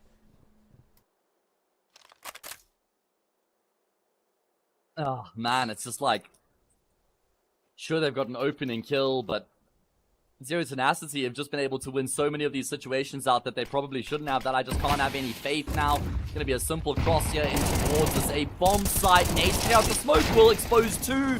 Gonna run out of ammo is Simcare, but that's okay because Chorfor's on point to get a kill back, and Dex is so low. If they sneeze on him, he will be dead, and there we go. Chorfor instead opts for the M4 to get the job done. And it's just JW left alone in the clutch. He got an opening frag with the Scout. He's got a second kill since then. He's got the bomb in his back. And he's been able to find a third. Can JW finish it off? He's tapping away, but the cross is off the mark. Eventually, he will be able to get the frag. And with that, Eyeballer's first round on the board. Like, that's just me in a nutshell there. I was so upset that Nemanja finally died. But as soon as, but as soon as JW got the kill, I was like, yes, win the 1v2. Get yourself off the mark finally. Get one round on the board. I didn't clock it initially what you were actually groaning at there. I was like, what was it, the missed shot? And then I realized, oh right, that's Nemanja's first death. And it shouldn't have been. He should have hit the shot there, mate. I know. Why are you AWPing, Nemanja? Put the AWP away, man. Keep your gun in your rifle. That's the one that's gotten all the hard work done. He nabbed it from mid, right, when Brute went down, so, yeah. Tusk. Oh, it doesn't matter. He's still got a KD of 18. He can still make it more. He's in lower tunnel. He's putting pressure on. Brute and AVN helping out. That's good information now for Eyeballers, knowing what's going on around the map. 3 players around mid and B.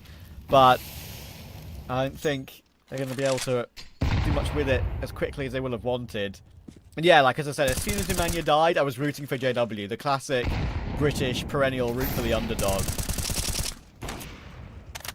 I don't know about that, man. I feel like Brits are just always the favorites in everything they compete in, so then you're just probably rooting against your own people. Plucky Brit, man. I don't know. Plucky Brit has always been a saying. You know, there's all these sports people that are always underdogs, and if they win, they're celebrated. If they're not, they're vilified.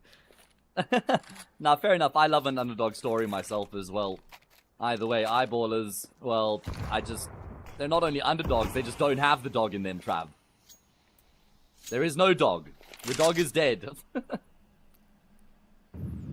Yeah, it's in the kennel. In the doghouse.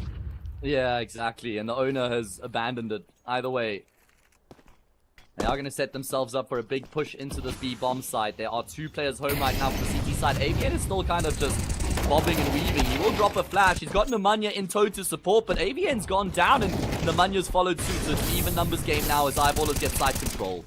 No multi this time for Nemanja, but Della tries to cross toward Car, and Simka's like, okay, well, I hear you crossing. You're literally stomping your way around the site. I'm just going to put a few A1S bullets through the smoke, and it does work out for another. And they've got that tunnel's retake possibility.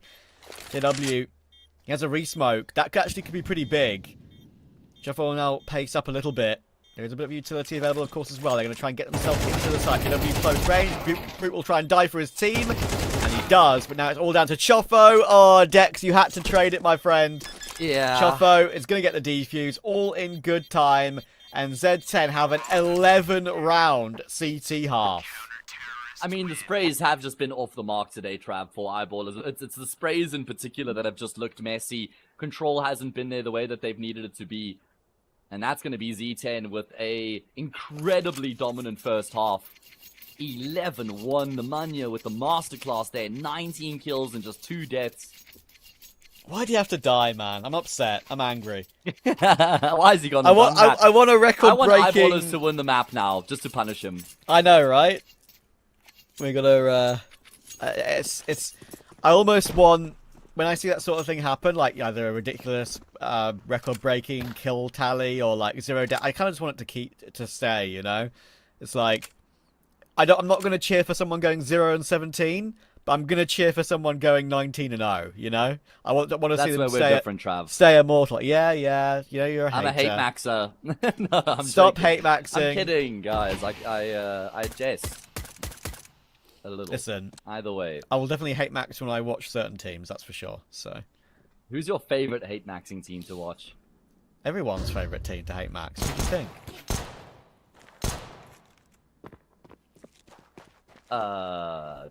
Sheesh. I don't actually even know, Trap. I'll be honest with you. They begin with A and they're Danish.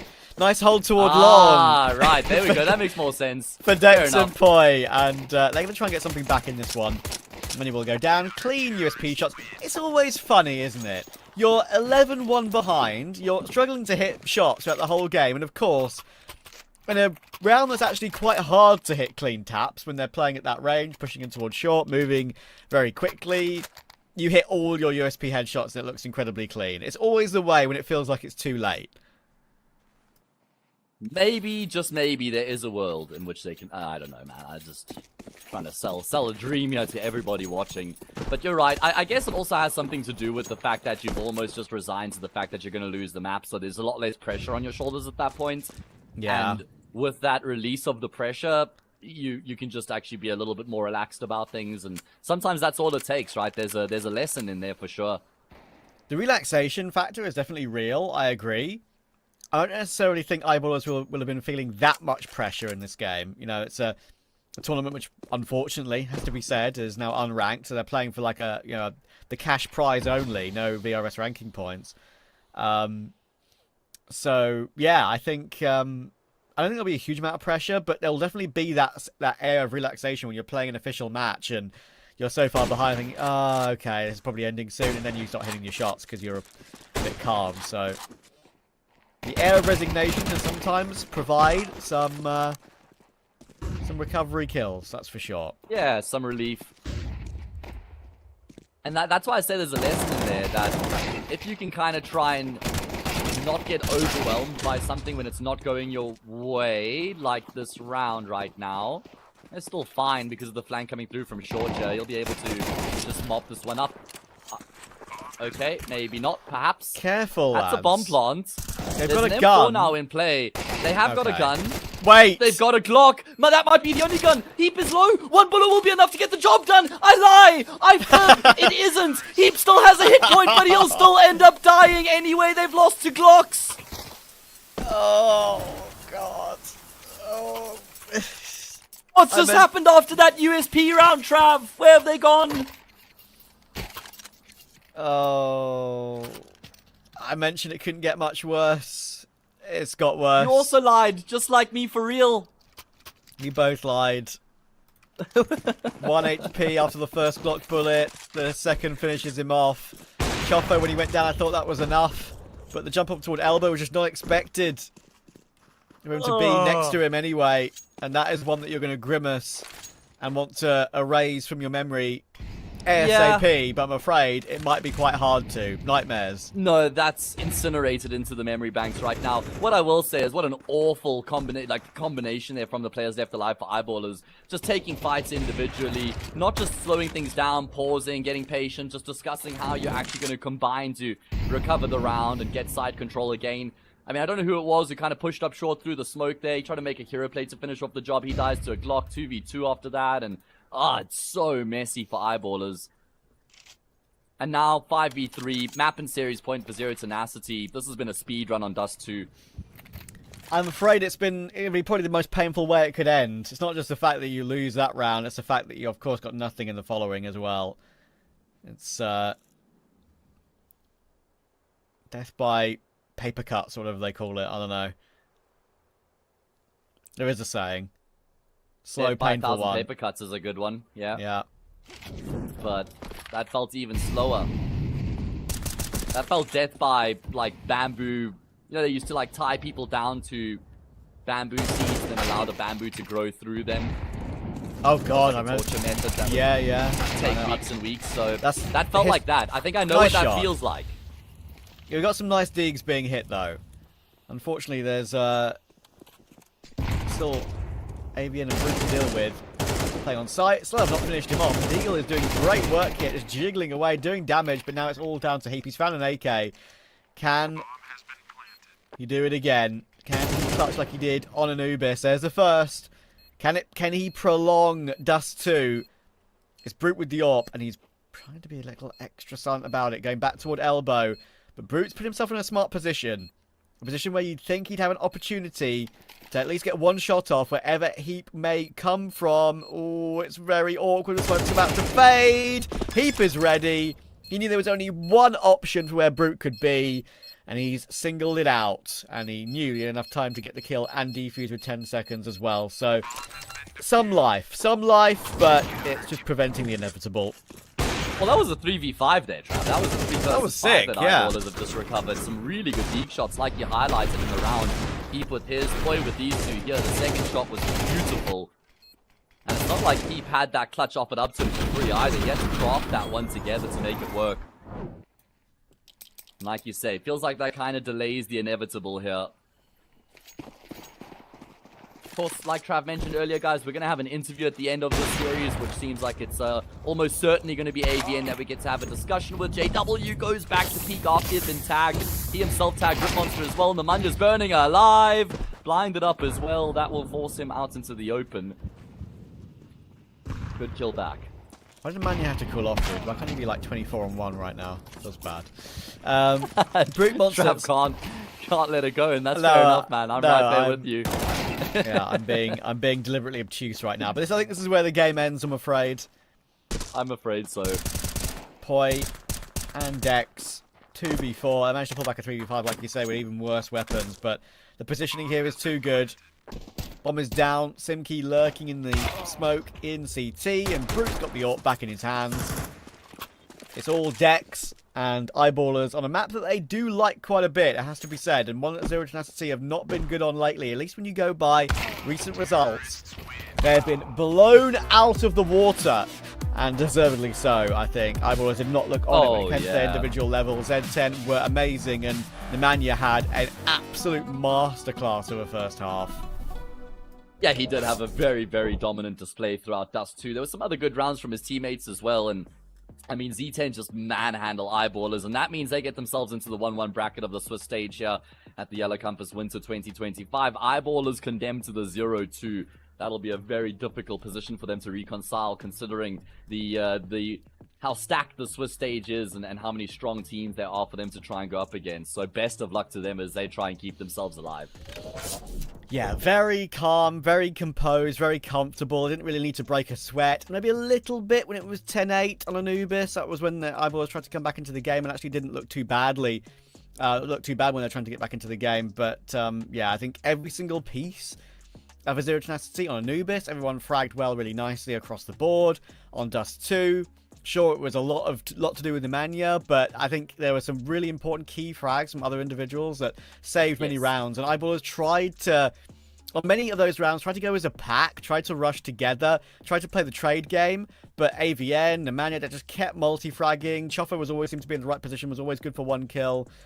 So yeah, it was way too much for Eyeballers to handle today. I think they'll freely hold their hands up after the game and say, listen, we just weren't at the races. But We do have the interview, like we promised, of course, with AVN, I believe, of Zero Tenacity. We can get him on the microphone right now. Hello, my friend. Can you hear us? Hello, hello. Yes, I can hear you. Excellent. Congratulations on your win. That was a very, very clean and solid. Looking really good. I guess first easy question for me, from me is boot camp. How you feeling? Yeah, we are like here 4 or 5 days on boot camp, practicing a lot every day. Obviously, last night we lost the match. The match felt a little bit weird, if you ask me, but yeah, today it was really good for us. Okay, let's talk a little bit more about maps here, AVN. Anubis was your guys' bread and butter last year. You played it 140 times last year, which is insane. And it kind of feels like maybe within the past few months or a bit more recently, the map seems to be a little bit more of a struggle for you guys. What do you put that down to? Do you think that people have just been studying your demos and they've been countering you, or are you guys not as comfortable on the map as you once were?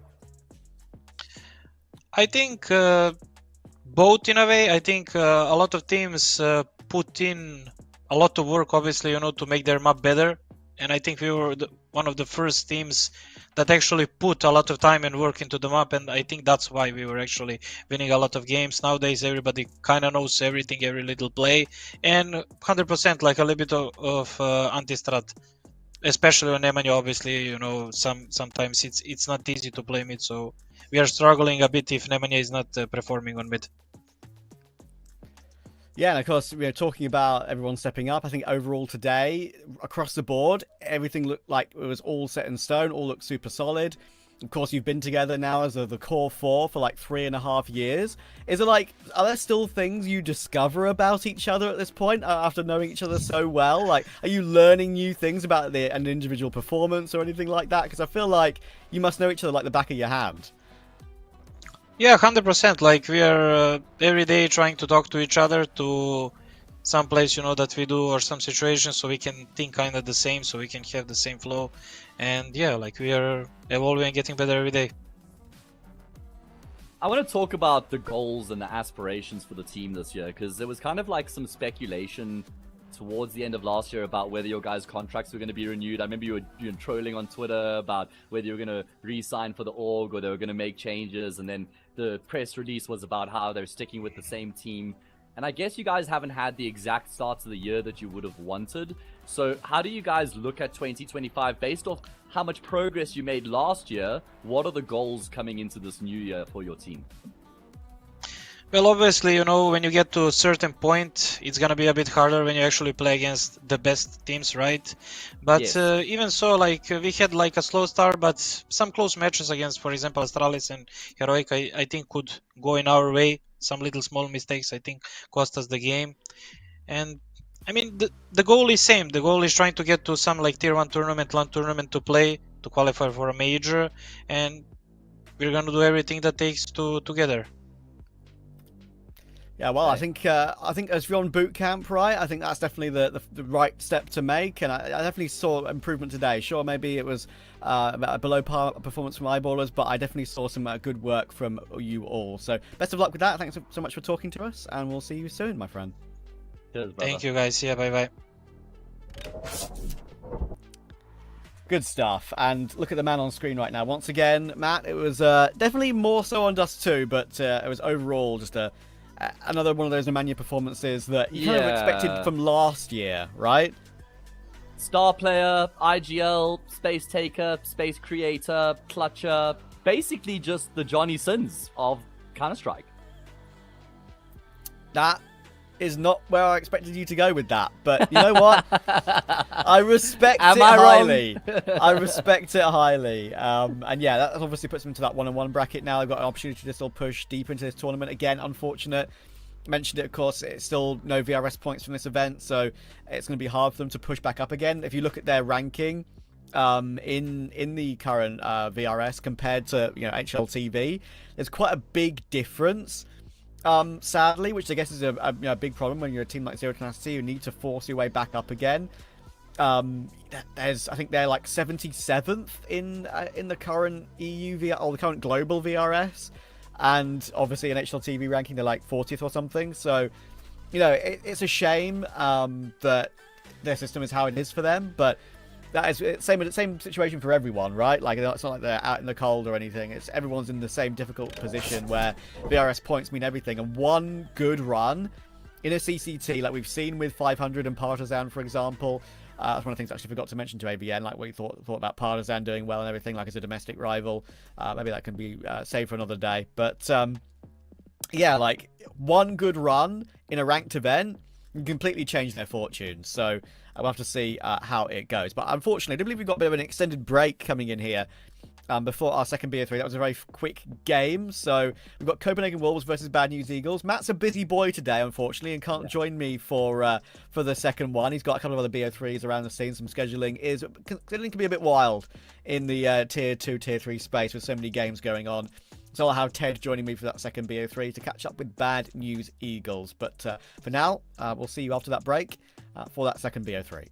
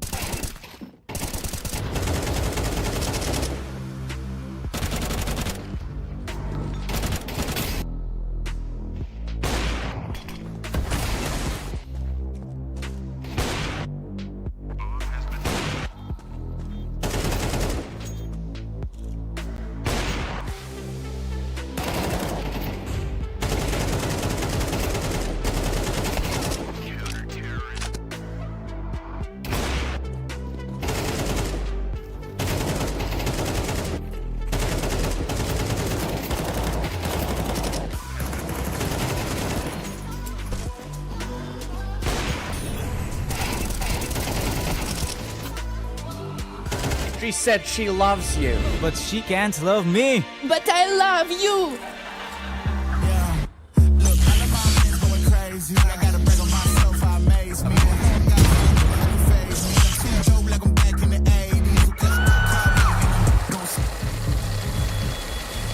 I won't play window anymore. What's going on? Play your role. 1xBet. On to the next one.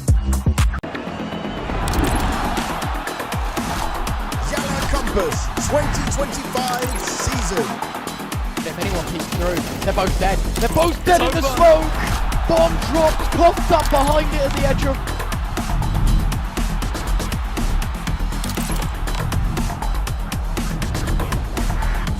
YaLLa Compass 2024 champions. YaLLa, let's go!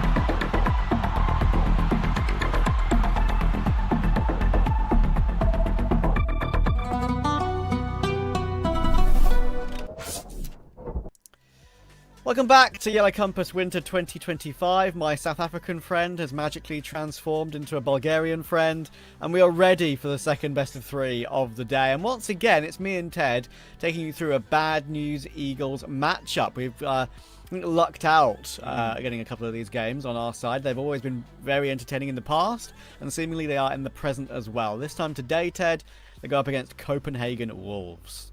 I want to say it's much more fun being Bulgarian than it was being South African. By the way, I didn't enjoy my my tenure as a South African, but now I'm Bulgarian. I feel like I'm in my skin again.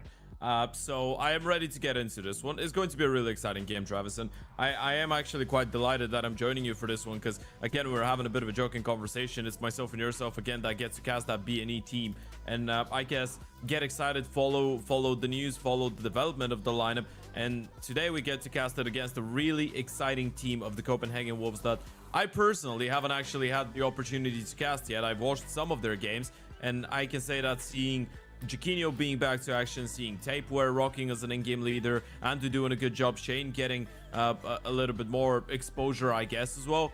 It really makes me happy, and I feel like this has been one of the more underrated teams right now, trying to grind their way through online Counter-Strike. Yeah, and I think one of the couple of main reasons for that. Firstly, Andu, I think, has always been a bit of a star. Whether or not he's maybe fit in perfectly to other teams he's been in, that can be questioned. But when it comes to his individual ability, I think there's never been a question of that one. I've always been a fan of him. I jokingly made in my own mind, like, Estonian super teams. I think he'd be in there with Rops without a shadow of a doubt. Jaquinho, of course, he's bounced around a little bit, but I still think he's decent enough for this level. And I think, Shane also has his own little, mini fan base after being that one player that was left behind by Mouse and XT, right? Never got that chance at the main roster. They always committed to, Shuri and Exertion and all the others. So to see him still around is a nice feeling. And I feel like Bailani as well also kind of fills in the gaps of the team and can do a job there as well. As you can see, they play a hell of a lot of Ancient with a decent win rate as well. They also like a bit of Anubis, a bit of Inferno. And when it comes to recent results, I think the most impressive one is just coming just the other day. They don't have really too many good tier 2 wins to speak of, overall. But beating 9 Pandas is not to be sniffed at. Absolutely. I feel like as well, you're looking at some of the other results. You could be looking at the 0-2 losses to teams like Sashi and 9, but then you're looking at the fact that most of the time when those guys come up in the server and you're expecting them to win a game, they do it. And as you said, that 9 Pandas game definitely putting them on the right track. On the other side of the server though, Travis, we have another team which is, I want to say, a lot more experienced, a lot more well-drilled. A couple familiar names on the screen right now, of course, Regon, Sidopsy, Flatro, GXX, and Airy. We need those old school pictures as well of all of them, but yeah, the Bad News Eagles are back, guys, and they were back for that Eyeballers game. It was a really close endeavor in round 1, right? A 13-10 win on Mirage, 19-17 overtime, double overtime win on Inferno, but still a 2-0 for those guys in the only best of 3 they've played, trying to go through a couple open close qualifiers. In the meantime, hasn't really been going too well for them, but at least so far in the Compass, I feel like they've been doing a really good job. And as we heard from Regon in the post-game interview last time around, they are looking to stick together. They do believe in that project, and the fact that they just announced Peacemaker as their new coach yesterday, I feel like proves that. Yeah, I mean, I think that the thing that I'm really looking forward to, maybe asking as well, if they do win this game, we get a chance to do an interview once again, of course, is like how the coach really fits in, because I feel like these guys are almost like shouldn't be restrained to a system, shouldn't be stopped from being let off the leash as an individual. And I think Peacemaker, will absolutely understand that and realize it's kind of their play style. But I do wonder how he's going to fit in. Of course, Peacemaker has bounced around countless organizations as a coach. He's coached Brazilian teams and North American teams, so I feel like the lack of pure structure and a lot of discipline is not going to be an issue for him. If anything, I feel like Bad News Eagles might be one of the more structured teams he's coached across his career. Yeah, who knows? I mean, that would be interesting to see what what they actually think of that when it comes to their opinion of how they see Peacemaker and how he's actually integrated in very short notice. But yeah, we'll see. Of course, we only had a chance to see a couple of games on HLTV that they've done. We saw them both win a couple of those, and we saw also the other day they played in one of those PGL Bucharest Open qualifiers, and they lost to Gen 1. The French team, but that does come with a massive asterisk. Gen 1 won that game 19-17, and Kersey went 49-18, a 1.94 rating and a plus 31 KD. Like, you can't legislate for someone going as hard as that, that's for sure. So that was an unfortunate loss. It means they have to go again in a different open qualifier. But they are playing to an okay level already, which is a good sign as we go to the veto.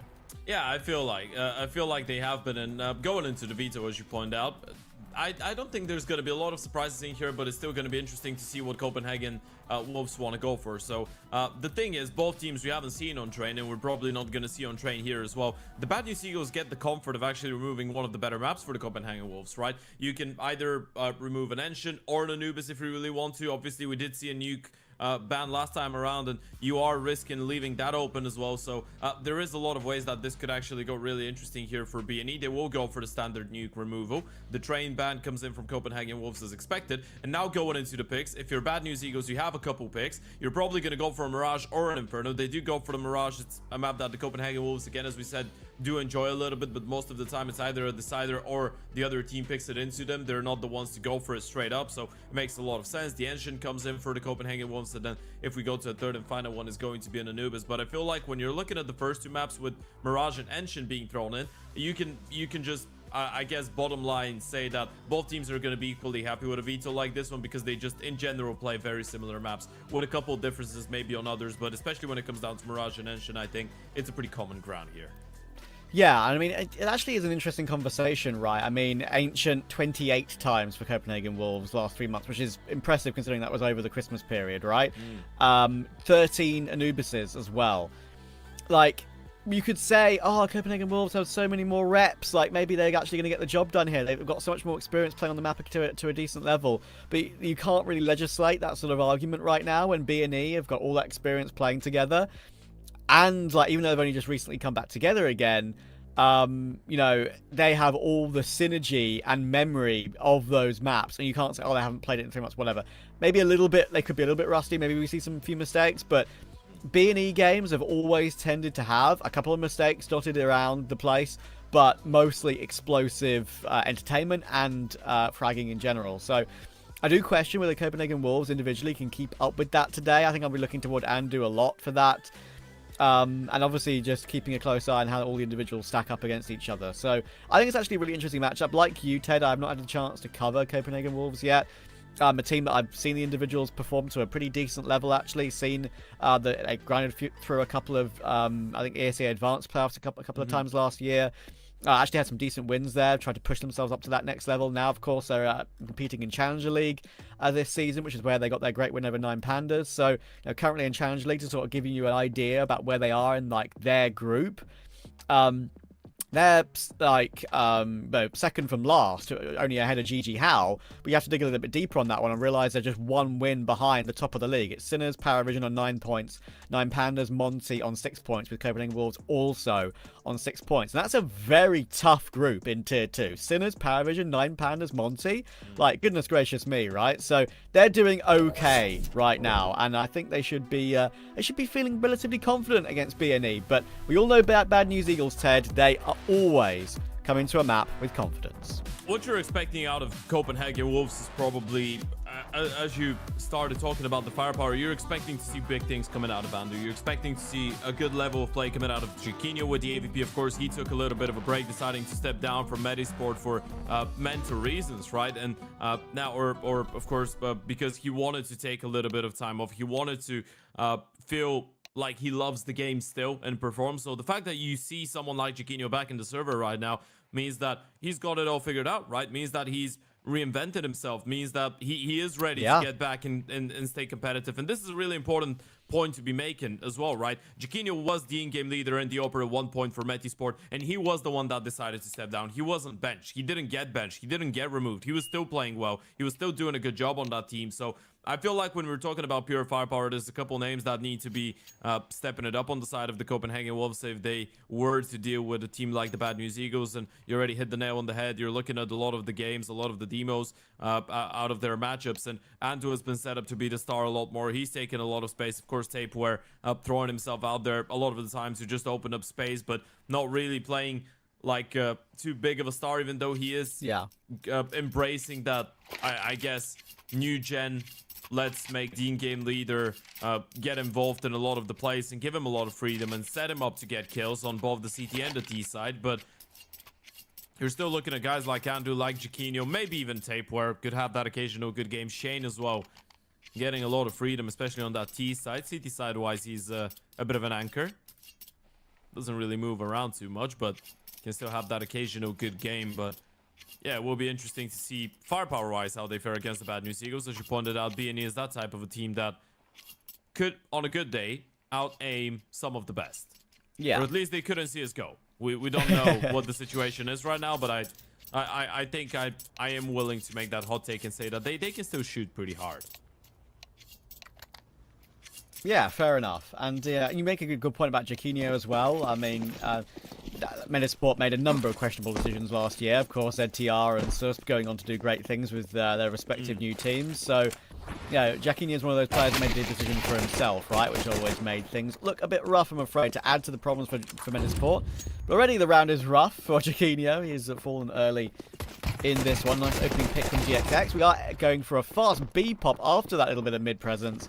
And YaLLa will drop that smoke and kit, I think he had, on the default part of the site. So the smoke will be picked up. We're going for more swings, and Tupperware's done well to find a kill on Flatro. But 3v3, they'll know that kit is on site. Can they work their way back in, Copenhagen Wolves? Really low HP on two of those players as well, right? Regardless of the kill on Tapeware, a couple gooshes. Oh, Ceneri blocks himself in the bomb side. That's a bit of a blunder, especially if you end up losing the round right now, and you might as well do. Tapeware finds another one. Kid dropped towards the back of the bomb side. It's just GXX left in a 1v3 clutch, but they haven't seen him yet, and the time is running out. Goes for the peak. They're off the bomb, but they're going to have just about enough time with the kit picked up around that. The Copenhagen Wolves shouldn't have won, but they still win with 3 players surviving. What happened there for B&E? What happened for Ceneri?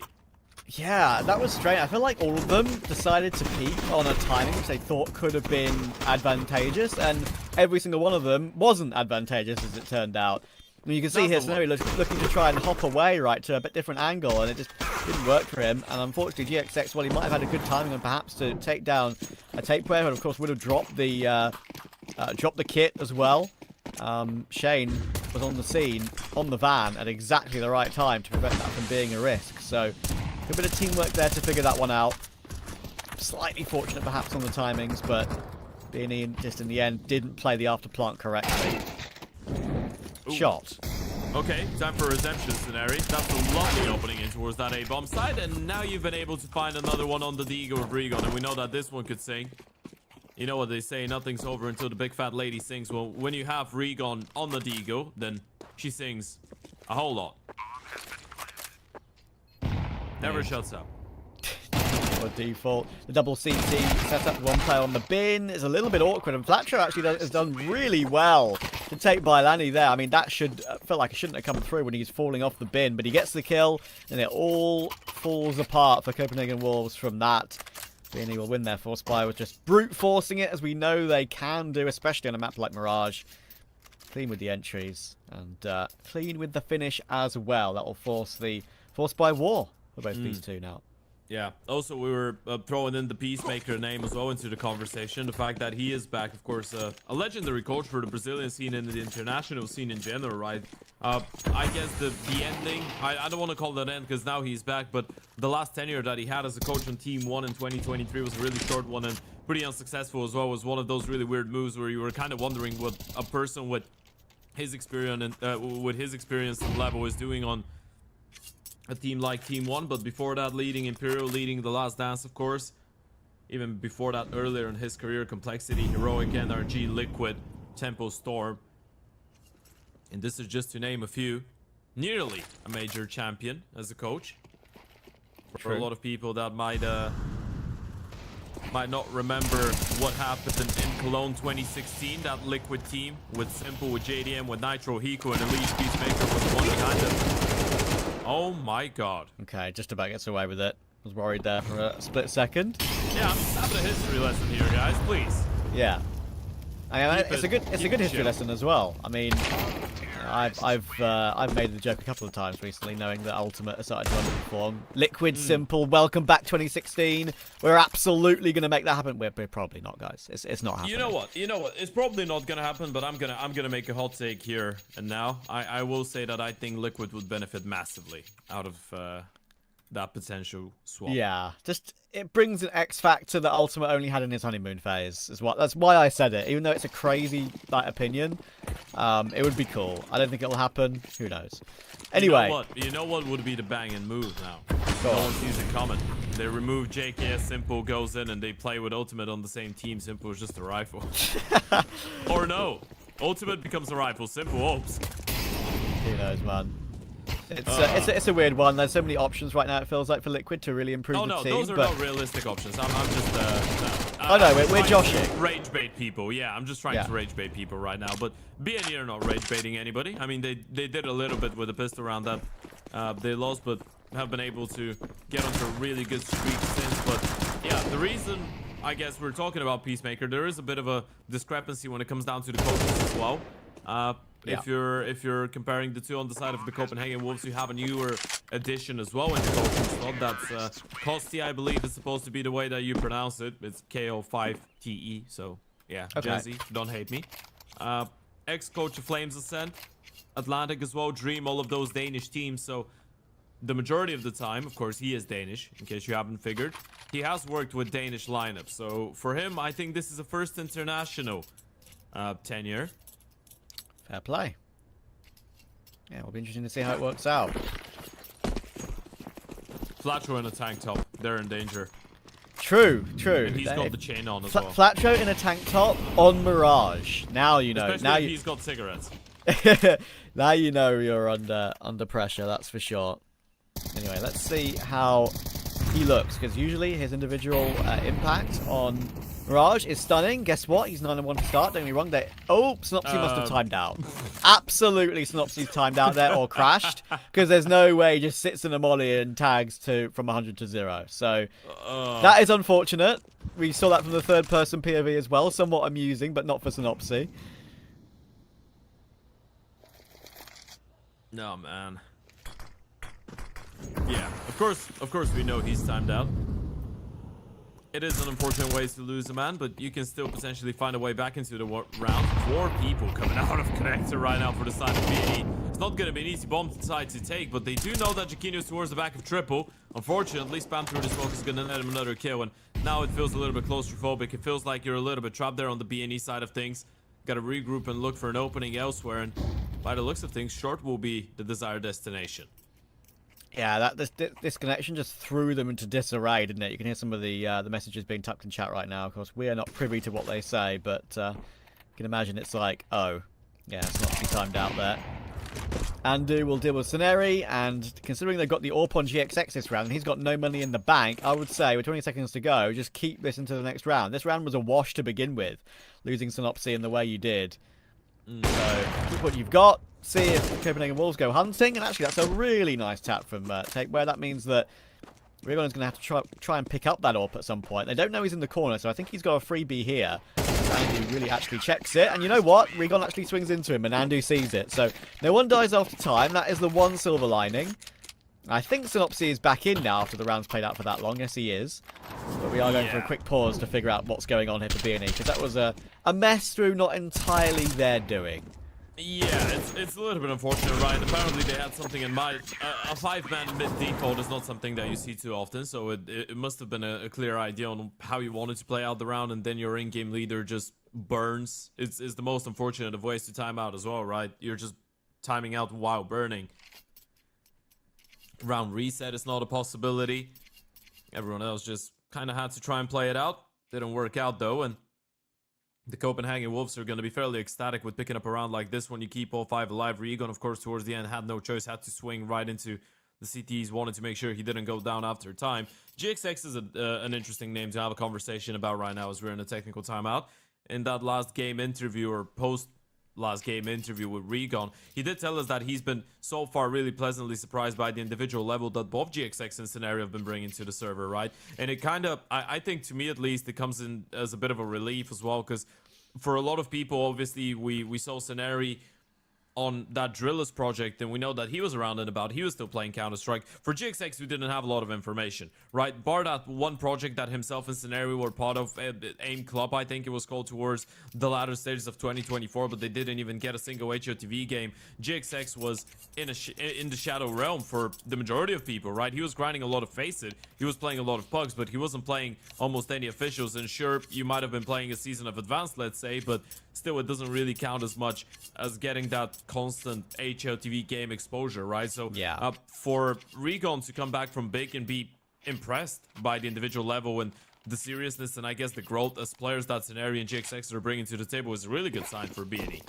Yeah, and they need it, right? Because like that's probably the biggest question mark everyone had, like you rightly say. I mean, I think I will readily admit that I was not prepared for Scenario to look necessarily as good as he has early doors. First game we saw him, I mean, he was being really impactful, and yeah, I think when they get to a higher level, he might struggle. He always did, even in the old days of B&E. So we'll see how that goes if they get there. But yeah, GXX has been putting in the work and keeping himself relevant away from the professional scene as a player. So we'll see how it goes. This round is a bit more of a wild one here because we had a bit of a mid presence earlier on. Some damage came through, and now we're just going for the A contact, of course, as we get the bomb down toward triple. Actually got onto the site eventually, but they are down a man. They're on got Regon on 39 HP, and Copenhagen Wolves here. They do have plenty of kits, and now they've got a 2-man advantage. 3 going through CT might be too much for Flatshow to hold. Let's see. Yeah, big first pickup coming out of Flatshow. Reposition comes in Tapeware, able to get a double out of himself in towards Jungo, and that's going to leave Scenario all alone. Spotted, spammed, taken down. Round goes in the back for the Copenhagen Wolves. 3 alive. A big hat trick coming out of the in-game leader of Tapeware. Yeah, very solid start from him. And yeah, I think as well with GXX, just to continue a little bit of that conversation, it's like just because he hasn't been playing on HLTV, it can really deceive the community as well as like talent even as well. So, oh, he's been doing nothing. Well, no, you know, as I say, talent is a pursued interest. He's got talent and he's pursuing the interest still. So, yeah, he's still around, and I think he can still do something. But we'll have to see how it goes in this series, because of course, you know what they also say. Go on. You can't be bad. You can't be a bad oper when you have 150 hours past 2 weeks. That's probably accurate, I would say. Unless you just love playing and you're rubbish at the game. No, it's completely. I've had a lot of those moments in my time. But if you do have above that 5% of pure talent, and you go past the threshold, then it usually is true. I was just trying to compliment him, but yeah, don't take my words for granted. It doesn't work for everyone. You know? JW, when he had 4K hours in the game, he was already a 2-time major champion. When I had 4K hours in the game, let's not even have that conversation. Andu getting himself warmed up into the game, already on 7 kills. Will take Scenario out. As you can see, B&E still scattered around the map right now with a bit of a mid control, a bit of ramp control, and the bombing spawn now. And they're kind of taking duels one by one, which is very much B&E coded, but it's, let's see if it gets any path back into the round. Tapeware and Andu will combine for that kill towards Flatcho as Andu got traded out. It's back into a 3 versus 3, but this is very loud. It's being watched though. Oh, GXX so aware. Shane will have absolutely thought there he had a guaranteed drop on him. But it's a great reaction from GXX, almost on the run. They take down the CT rotating as well.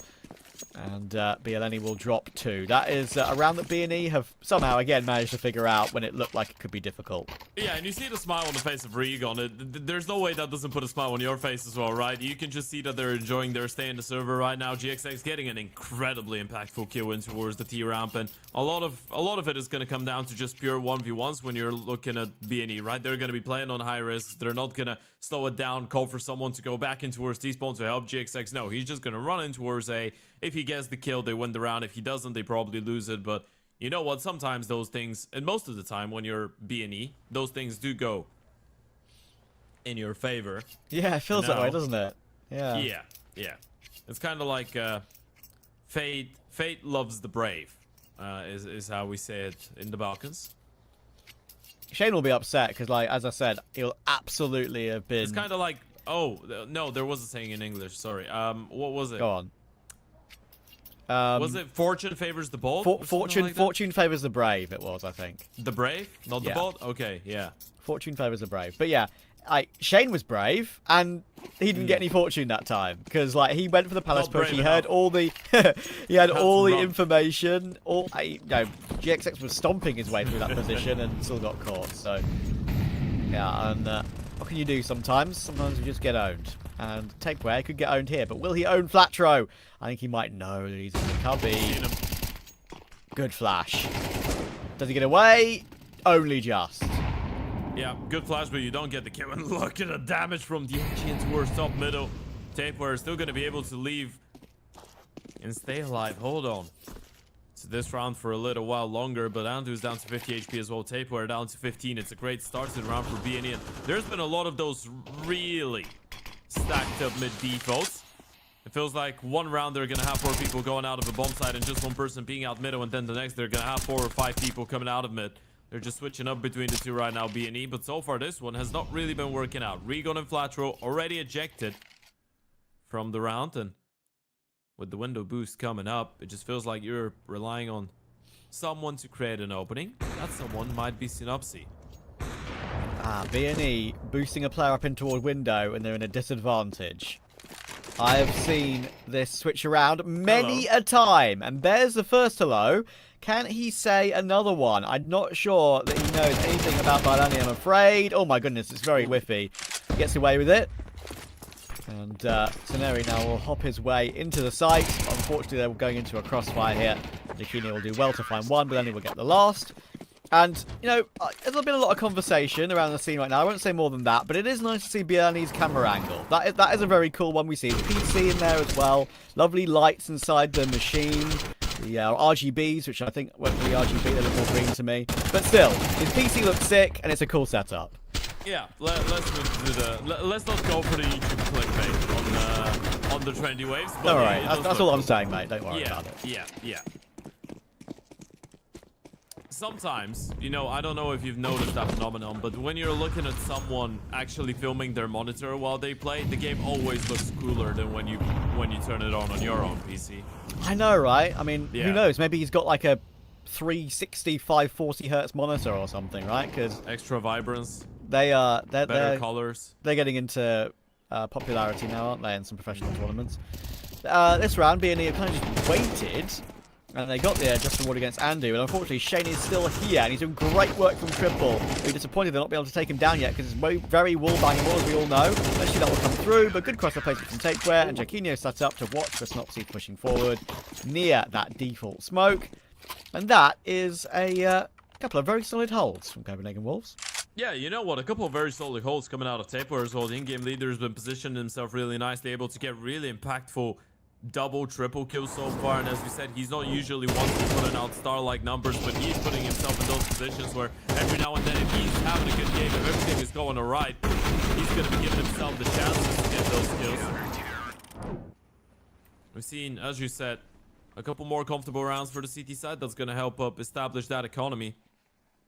And now with the money of the Bad News Eagles being gone, the Copenhagen Wolves could be able to run away with 6, potentially even 7 rounds on that CT side, which would ultimately put them in a great position. As we said, both teams just playing incredibly similar maps is leaving the series open for a map pick exchange, for comebacks as well, for a really close game. Both teams could win it 2-0. Both teams could win the first map and lose the series. Both teams could, I guess, win the map pick of their opponents.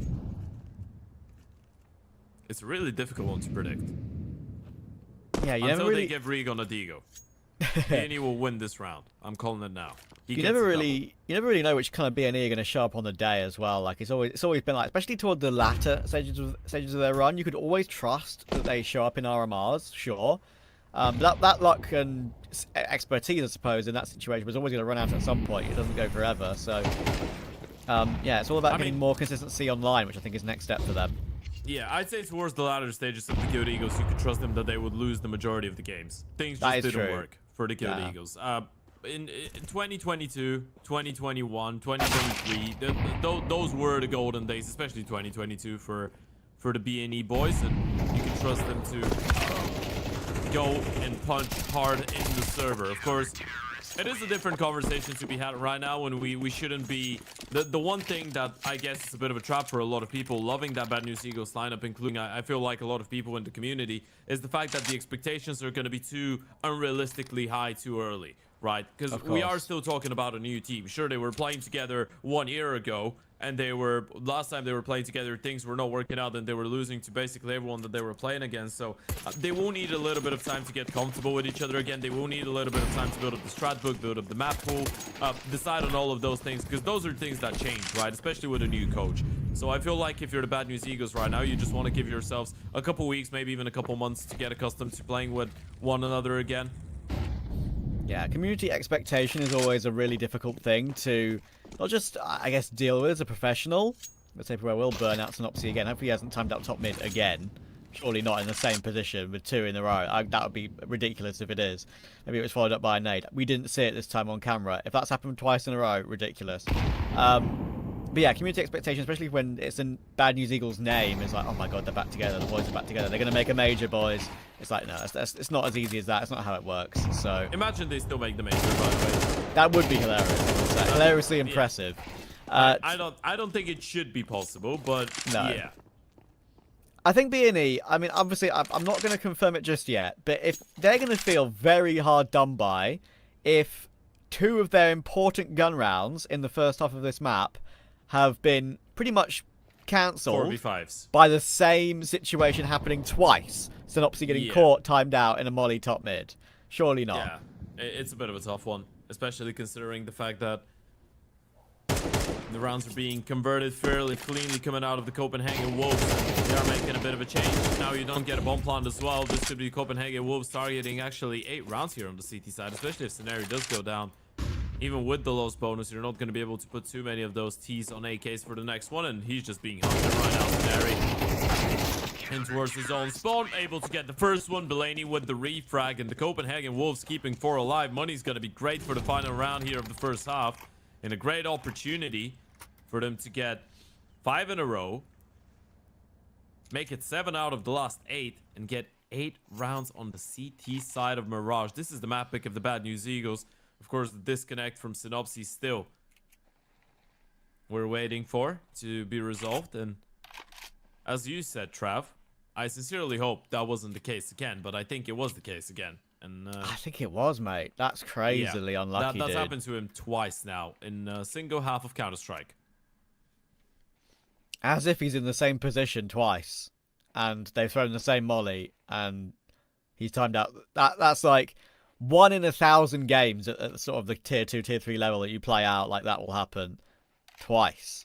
Like, wow.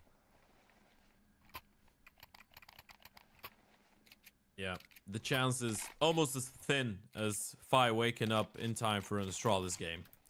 It's fine. I believe he's around. I think he's going to make it today. Of course, we're referring to Heroic and Astralis playing off in that grand final. That match, of course, was delayed a week because Astralis had their travel day to Cluj. They're playing for IEM Dallas, of course, in the final of the EU Closed qualifier. So the bracket final winner of that qualifies. Loser will be staying at home. It's a bit of a grudge match, not necessarily between, I guess, two Danish teams anymore, but more the orgs. Sound, Yabi, and Cadian versus Heroic. Heroic, Always yeah. going to be an interesting one. Yeah. There'll be lots of very interested people in Norway watching that from the Heroic Hopefully HQ. someone from Heroic gets a knife. That would be hilarious. Would be, wouldn't it? Yeah. And yeah, the person we're talking about, of course, Fi is the leader of the anti-Astralis movement. I was thinking about it, by the way. This is something that I would participate in. Same.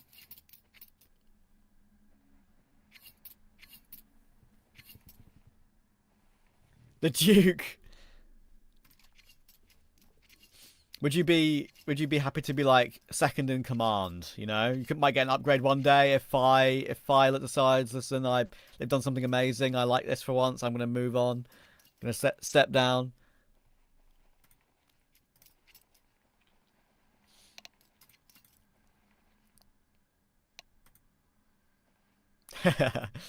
Yeah. I actually had a chance just to ask Stare something yesterday, and I was like, listen, I think you're doing great right now. But props to that. We one of the cleanest aim on Astralis, in my opinion, but, you know, can't get away from the fact that a lot of people hate watching. And he was like, yeah, we get it. Like, it happens. Community is a community. But, we're back underway. Synopsy's back in the server, and let's see if B&E can scrounge 5 TED after they've had basically 2 rounds destroyed for them by not their own doing.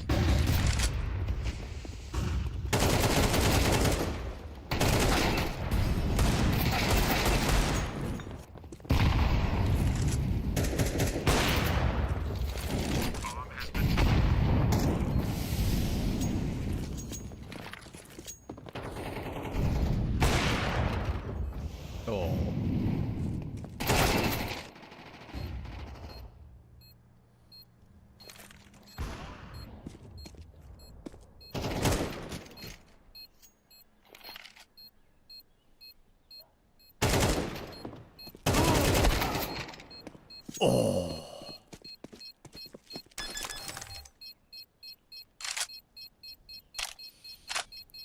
That was the right thing to do for Rigon there. You're low HP, take the initiative, go for an immediate swing, and swing as wide as possible. I mean, that was super close. Does so well to bring it back into a 1 versus 1 in the end there. But props has to go, not just to Tapeware, but to, I guess, to the rotations as well. I mean, they came to really quick. Look at these kills from Tapeware. Actually, he deserves the props for the round, I think. He sort of sacrifices himself there at the end to try and get these last 2 trades to come through. And he's very quietly made his way up to a 17-6 KD at the end of the first half, which is brilliant for the in-game leader.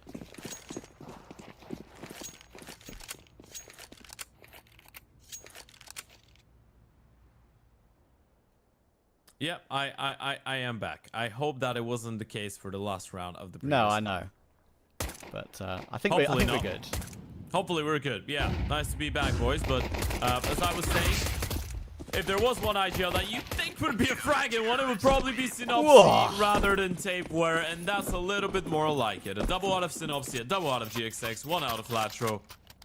That's what a true love story looks like. Well, that was simple, wasn't it? Goodness me. That was probably one of the fastest Mirage pistols I've seen in a long time. That wasn't a B-Rush. That was instant deletion of CT and the very quick rotations through the top con smoke as well. Everyone converged and converted. So, B&E in the game. And Copenhagen Wolves, of course, forced to eco in the following.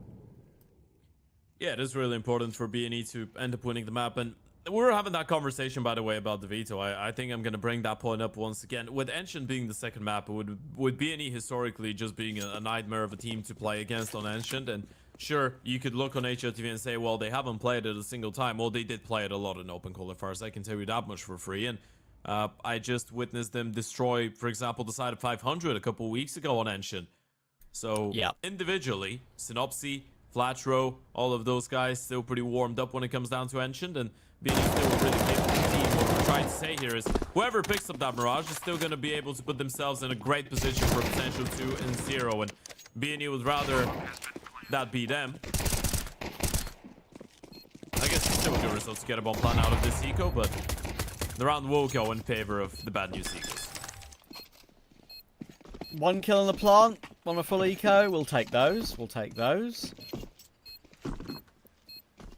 And the gap will close to 2. And of course, back in the old days for B&E, they were very much known for their aggressive T sides and how they were able to pull back matches from seemingly deficits that were impossible. But I think one of the things that Peacemaker I think will definitely be mainly focused on in joining up is like maybe just refining CT particular protocols, making sure crossfires are always in place. Of course, again, he'll know that you can't necessarily hold back the ideas that some B&E players might have to get a timing or whatever, but yeah, it will either way. Very curious to see how it will transpire. So far, we've spoken a lot about both teams, but you know Copenhagen what? Wolves deserve our due diligence and deserve the praise.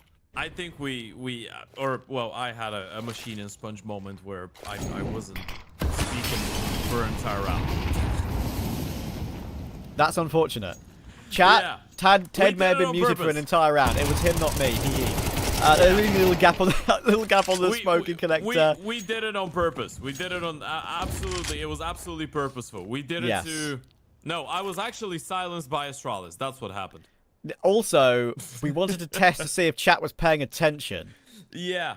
And you guys were. So you passed the test. Well done, guys. Yeah. Hey, that's what we did. It was all planned out, and Astralis didn't do anything to silence me. I promise. Please don't pursue legal actions. Everything is all right. We love Astralis.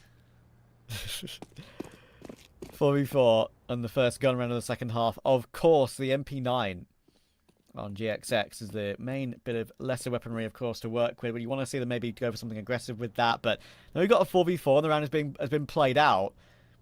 Can't really feel like you can do that. And they are very much leaning 3B right now, with one checking that window flank possibility. So just retake A with one player holding it. This is not going to be easy at all here for B&E. Copenhagen Wolves made the right decision. Can time be the thing that hurts them, though? Can there be a plant denial here? Molotov to force Rigon into the open. That's a wonderful clear. So now he might get that kill. Oh, and he's found one more as well. Bomb will go down just about. There's no way. There's no way you're bringing this one back, B&E. You had no business winning around like this. When you have 3 people in towards the B-bomb side, you lose A. There's 1 guy towards short. 3 more out there, and they're still able to bring it back. And look at the reposition. 2 of them going in towards CT spawn. 1 guy is going to stay later in towards Jungo, and they do have the kid on Scenari.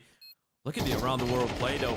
Blaney going to be coming in from the back lines. First player spotted. Going to try and stay alive, but GXX will just delete Jaquino straight up. And Blaney now a 1 versus 3, but GXX is ready. It's a double coming out of the Oper on the AK, and bad news Eagles with a legal steal. When you see it out of the reaction of Scenari, he knows they shouldn't have been winning this one. That's huge, man. That is huge. Timing for Copenhagen Wolves there was, sure, a little bit rushed with the time on the clock, but incredibly impressive, quick reaction to recover that one. And I think as well, the main factor for me is the fact that Rigon didn't even get one from his position, and they still found a way to win the round. And he was the only man actually on A.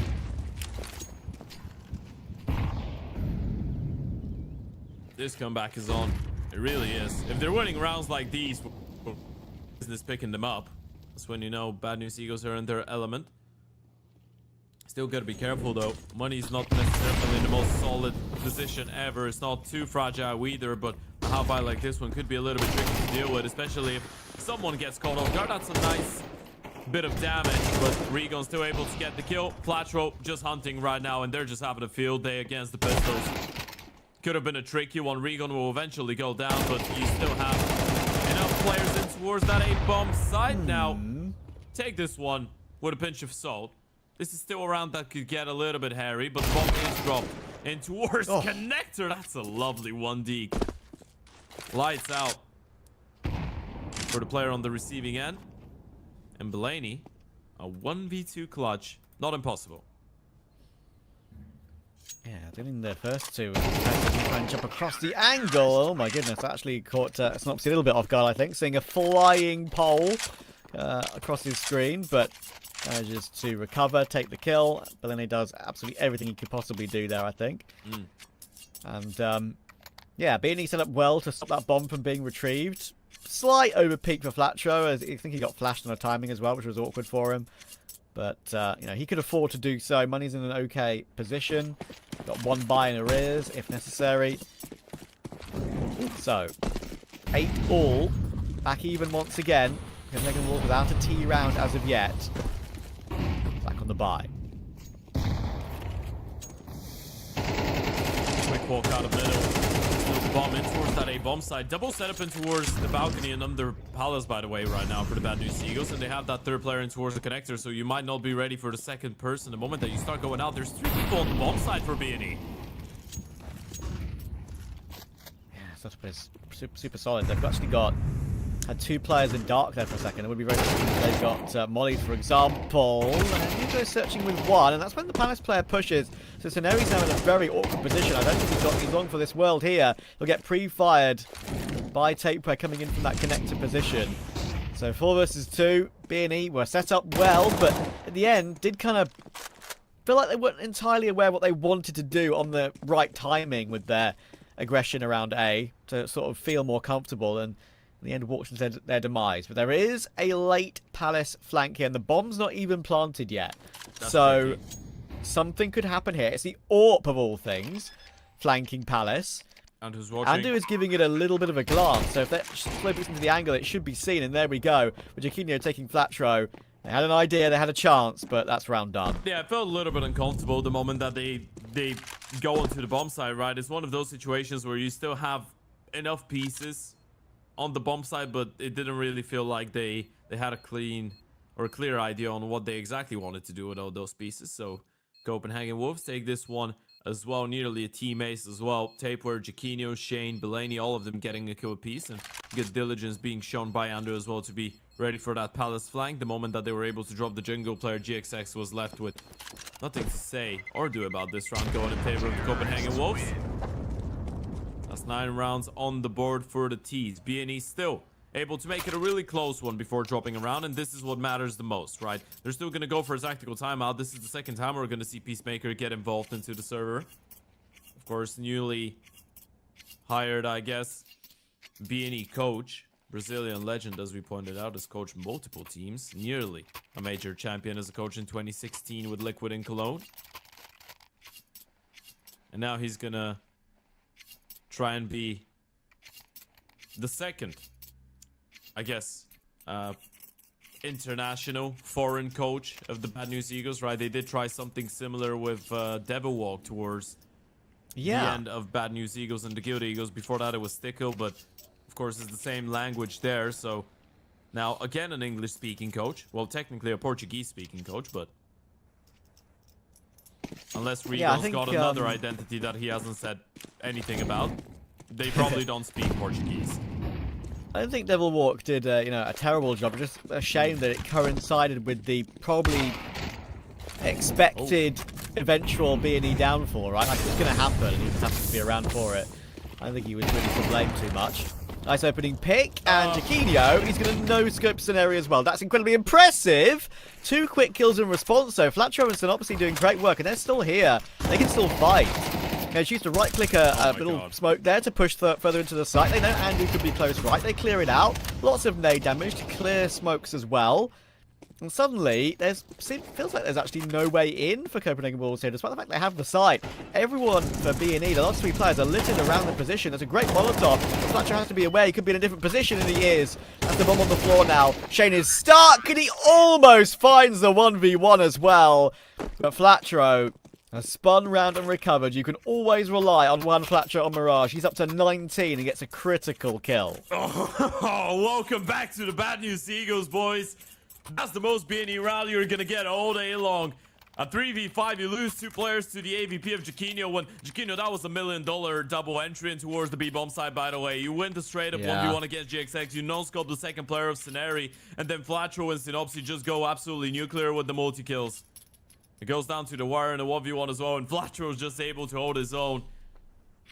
You're expecting this one to be a little bit scrappy at times. And that's exactly what you're getting. You can never count BNE out of a round. Even when they lose 2 players to an AVP. That was so quick as well, wasn't it? I mean, the recovery to have the 2 rotations through the market position to both get a kill apiece. That's what gets them back into the round. Sorry, he just had a... Was that a pen? He was using it as a fidget spinner. I don't know. Maybe it was his lighter. Who knows? Right, yeah. You know what? I mean, Scenari was lighting one up earlier. Like, you know what? Who cares? Let him do it. Yeah. It's the Balkan way. Yeah. And the detective way. And the Peaky Blinders way. It's a lot of people's way. Not mine, I'm afraid. Sorry to not join the clan. It should... No, not mine either. Yeah, it's not a... It is a good thing not to be your way. Flatro from stairs, looking for that toward the position, and it looks like there's a bit of a tag in the molly there. That gives him information over to Synopsy, and that's a really nice catch with the M4A4. Not easy to get a double headshot from there. Rigon will drop though, and Flatro is kind of stuck. I say stuck. He's actually been flashed out toward mid to catch Taquinho's retreat. He wasn't stuck at all. He was fully in control of that position and situation. So 4 versus 2. Bileni is... He is stuck under Balk right now. He's already been wall banged down to be checked properly by GXX. Great clear. As you rightly pointed out, Bomb is in no man's land, and it's a 1v4 for Shane. And there's no money in the bank accounts as well, right? That was the buy. That was the opportunity for the Copenhagen Wolves to keep that exchange, put BNE in a position where they would have to suffer financially, but it could be roles reversed now. BNE is just that type of a team. They win a really close round. Some could crumble. Not the Bad News Eagles, though. They just go in guns blazing, 4 people looking for fights everywhere around the map, and they win all of them. And as you said, Flatro getting fired up, Synopsy as well.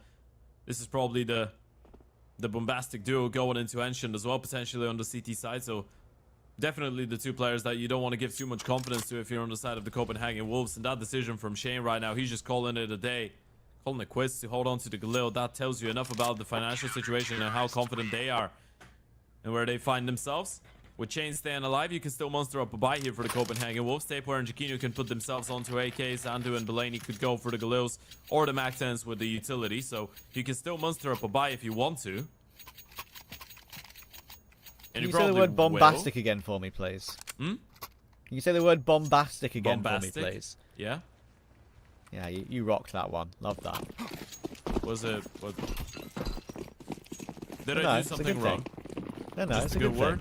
I just didn't expect you to use but the word bombastic, and it's a great word. Yeah. It is, right? It is bombastic. Think about it. Synopsy, oh, he's pushed under and actually found a double spray down from that. That's 4 headshots I think he's had to hit, because I think there was a head armor on both. That's pretty impressive from there. Of course, he will get traded, but now he'll know kind of what's going on and be able to relay that over to Scenari. A bit of a rough game, but he's doing his job here on the B-bomb site. He's got his double kill. He may get 1, but Scenari's figured out where he is. Another good kill from Jaquinho. But Rigon will manage to seal it in the end. 11-9, they're 2 away. Copenhagen Wolves said only found 1 on T. And BNE are now starting to warm up. Yeah, it's been a really difficult one so far for the Copenhagen Wolves here on the T side. And this is probably the phase that you wanted to see out of the Bad News Eagles on the CT side as well. As we said again, playing with a lot of confidence, a lot of upfront counter-strike. And this is the style. Once you lose a fight or 2 that you don't want to lose or you feel like you shouldn't have, you just keep sending people forward. Lovely double pushes towards under as well in the previous one from Synopsy this time. Playing it a little bit more lean back. Towards the back of the bomb size. The Copenhagen Wolves, again, because of the lowest bonus, will have enough to go for an investment. Of course, there was a couple of players on pistols in the previous round. Thus, the AVP in the hands of Jaquinho. A couple of AKs as well. Unfortunately, though, you've already lost 1, and that's going to be Shane going down to the AVP of GXX, who I think, shut him down in towards ramp, maybe? Was the ramp or palace push? Should have been ramp. Yeah, I'm looking at it now. Obviously, we've got a Palace player on the CT side right now, of course, who's pushed all the way in Rigon. So, Flatro. Oh, behind the smoke. Players behind that smoke. 2 would be amazing. Oh my word, he actually had a chance at 3. Tapware's done well to find 2, but guess who's on the scene? Synopsy once again. It's all Jorginho. 1 versus 3, and Rigon was never known about in Palace, I feel like. He'll get his kill. And that is a wonderful hold for B&E. Juan Flatro, in any position on Mirage, I just feel so confident he's going to hit a headshot. Yeah, that's when you know that those guys enjoy playing Counter-Strike at the current moment, right? When they're playing with that type of confidence, when they're just going for a fight, there's no quick on rotation as well, right? You're walking through a smoke, Flatro just gets the double out of nowhere. You shut down the player towards the bomb side. There's still 2 more nearby. There's still that rotation in towards jungle. There's still his Rigon in towards Palace. It just feels like B&E are always one step ahead of you, even if you end up getting a refrag, even if you end up getting a kill. And talking about being one step ahead, one player shut down. They know there's one more in towards connector, but the flashes from Scenario are absolutely sublime. Again. This is the B&E way. There's going to be a plot coming here through for Copenhagen Wolves, but they need to hold this one to stay in Mirage. GXX rotating in. That'll be heard, that drop off from Ticket. He'll know as a player close CT. You have to assume he won their default as well. Holds the line, takes the kill. 1 more to find, and he crouch peeks into that one as well. Bad news Eagles back on Mirage, back looking solid, and Flatro with 23 kills, looking brilliant alongside Synopsy on 21, of course. The dynamic duo of the Bad News Eagles will deliver, and it's fair to say it was B&E's expertise that got them back into that game to win in the end comfortably on CT, but everyone on Copenhagen Wolves did significantly cool off individually. Yeah, it felt like on the D side there was no response, right? It felt like there was no way for them to deny Bad News Eagles from getting those multi kills. It felt like there was no way for them, even in the few rounds that they were able to get the opening kills, and one that strikes you down is probably the one where Jorginho just gets a double entry on the B bomb side, right? Those are rounds that you should be converting probably into round wins. When your Oper just runs up B and kills the enemy AVP and the B player as well, you should be making a little bit more out of a round like this. And sure, there was a couple clutches, sure, there was a couple close endeavors, but this is the one thing that the Bad News Eagles have always been really famous about, right? Individual skill, the fact that Flatro, Synopsy, GXX, Rigon, Scenario, all of those guys can just step up on any given occasion and steal away rounds that they shouldn't be, and that's exactly what they did on some of those occasions, and still not taken away from the fact that their rotations on the CT side were great. It felt like they were always ready, it felt like they were always one step ahead, and in the end of the day, as you rightfully pointed out, when you have Synopsy and Flatro combining for 44 kills on a single map of Counter-Strike in regulation, is really difficult for the B&E guys to actually lose a map. Yeah, and you know, while he deserves praise without a shadow of a doubt, right? Especially for that first half performance, I also feel like for Copenhagen Wolves, you can't have Tapeware being the top fragger, being the top performer when you've got players like Andu and you've got players like Jorginho who need to deliver, right? So, yeah, it's probably the expected result of the map. Maybe not the path we thought we'd get to get there. So, an interesting one for sure. Another some more pop-off moments from the likes of Juan Flatro and those sort of really important clutches. It could have definitely changed the course of that second half as well, to change the economy situation and all that jazz. So, we'll see if B&E can make it a 2-0. It is, of course, Copenhagen Wolves pick up next. But first, a short break. Counter-terrorists win.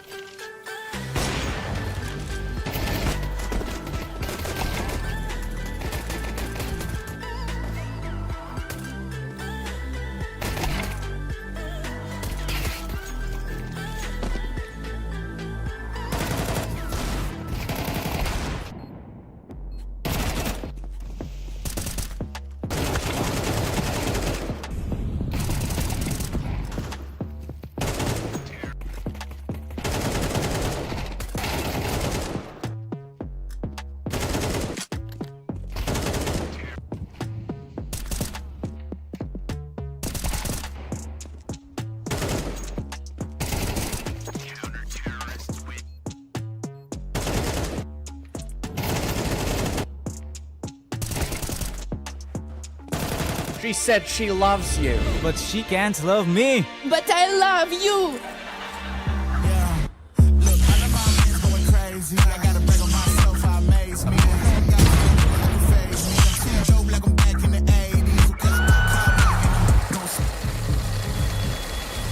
I won't play window anymore. What's going on? Play your role. 1xbet. On to the next one. YaLLa Compass 2025 season. If anyone peeks through, they're both dead. They're both dead in the smoke. Bomb drops, popped up behind it at the edge of.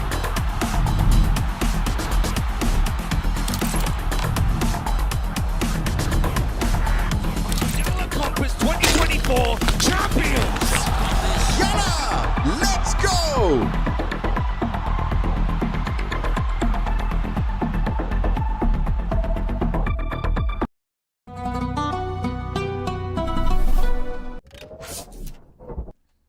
The Bad News Eagles are back in town, baby. A CT side comeback on Mirage for BNE after getting only 4 rounds on the T side is how we kick things off in our second and last game of the day here at the YaLLa Compass Winter 2025. My name is Ted, and of course I'm still joined by the lovely and great Travis, who didn't just have a snack. Yeah, you know what? Actually, he did have a snack. That's because he needs to be energetic, because we're going into an Ancient, and an Ancient with the Bad News Eagles against the really well playing Ancient side of the Copenhagen Wolves will never disappoint, Trav, and I'm gonna die on that hill. I think we're up for a banging map of Counter-Strike.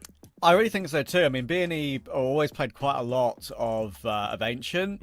I think they were always incredibly aggressive with their takes of B lane to try and keep control of that portion of the map, and they would often go for certain plays that would maybe be unorthodox, kind of like they would do in general. But on Ancient, they feel very aggressive because it's a very pacey map now, Ancient, right? Sure. How quickly you can get into a B as a T.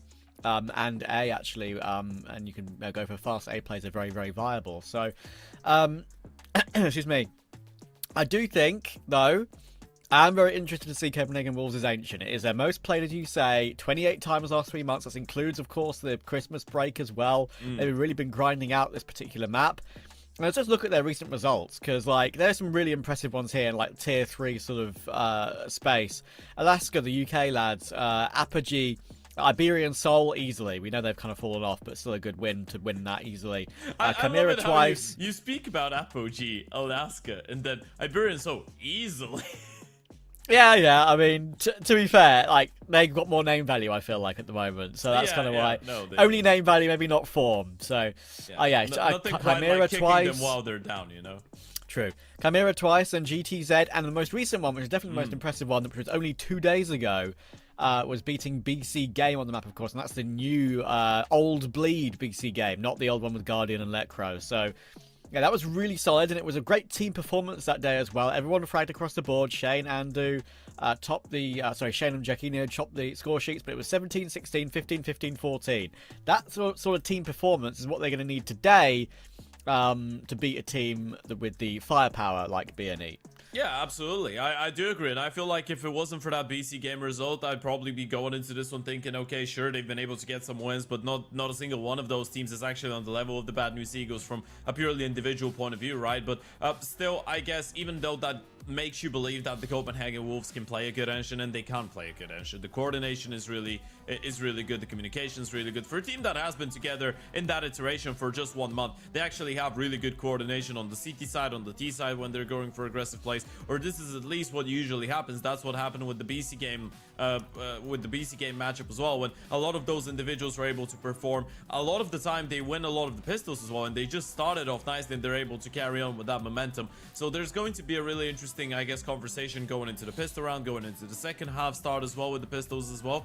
The fact that BNE is a really momentum-based team too, right? We know that when Flatro and Synopsy get going, those guys are really difficult to stop. So I feel like the first 5-6 rounds are going to give us a really good idea on to what to expect. And the fact that Bad News Eagles has not played a single map of Ancient on HLTV since being back together actually doesn't worry me for them at all. I feel like if you're the Copenhagen Wolves, you just feel like you must play into your own strength almost in a game like this one where you don't really know what BNE have been up to, and you feel like you are probably the favorite in terms of recent form. But in my eyes, you're still looking at a Bad News Eagles squad that has a lot of firepower on this CT side, and this is a map that, as we already mentioned multiple times, historically they've really shown that they can put up a good fight on. So I don't see a reason for us to believe that this is going to be a whitewash. I am expecting a close game. I hope it's going to be a close game, and I think it will deliver big time still. Yeah, and Ted, right, there's a caveat here we haven't necessarily mentioned as well, right? Like, of course,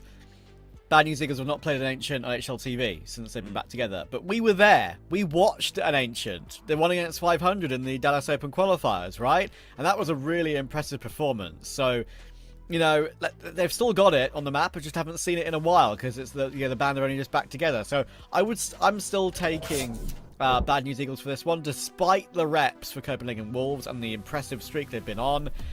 But yeah, something's going to have to break here for Copenhagen Wolves, I think. Like, maybe the last map has disappointed them slightly.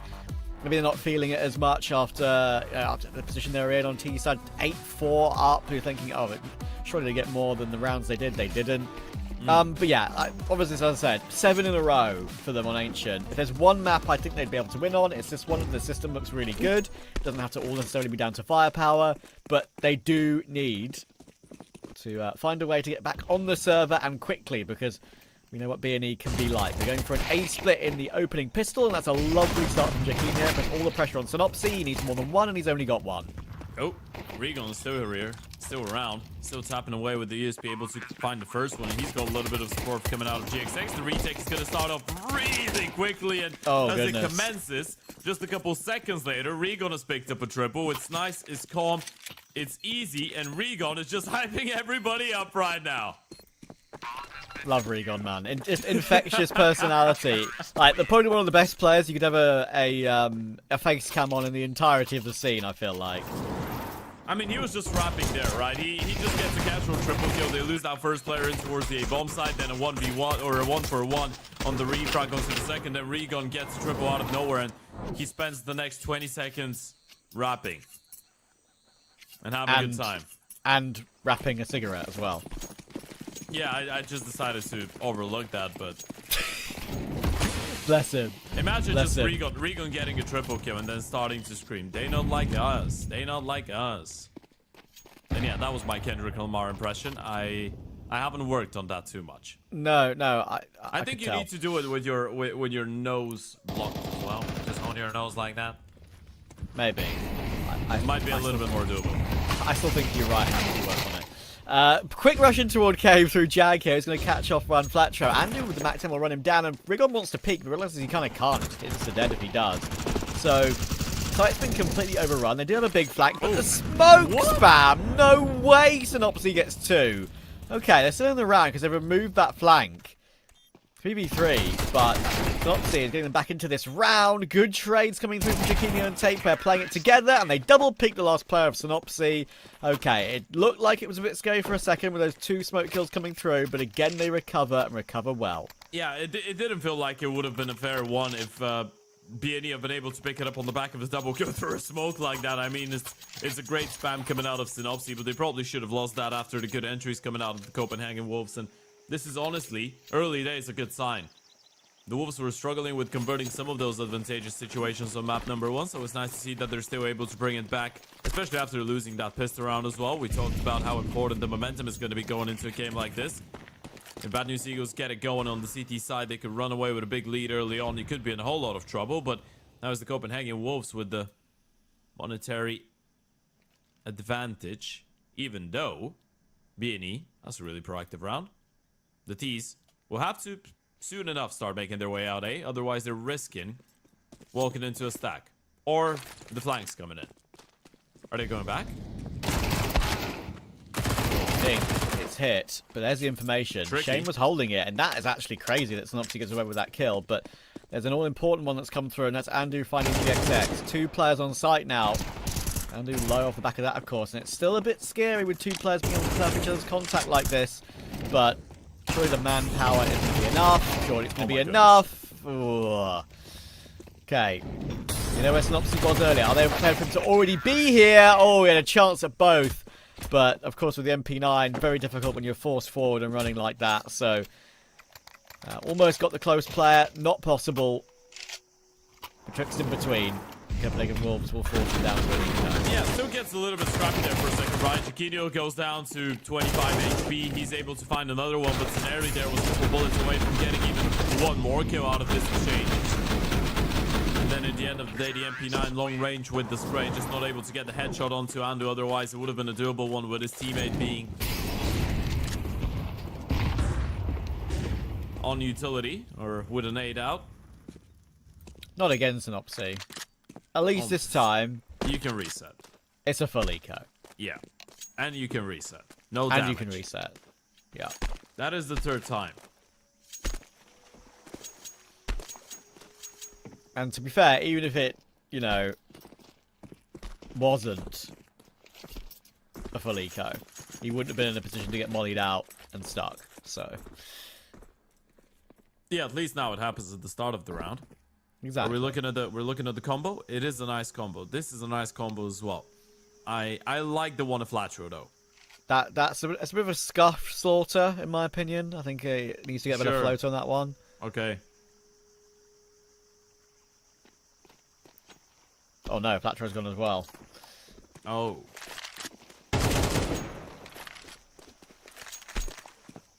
All right. We could be in for a bit of a longer pause, I'm afraid. GXX is also disconnected. I don't know if we're changing server or anything, but I feel like maybe it could be a, apart from Scenario and Rigon, a core-wide issue. Yeah, hopefully not.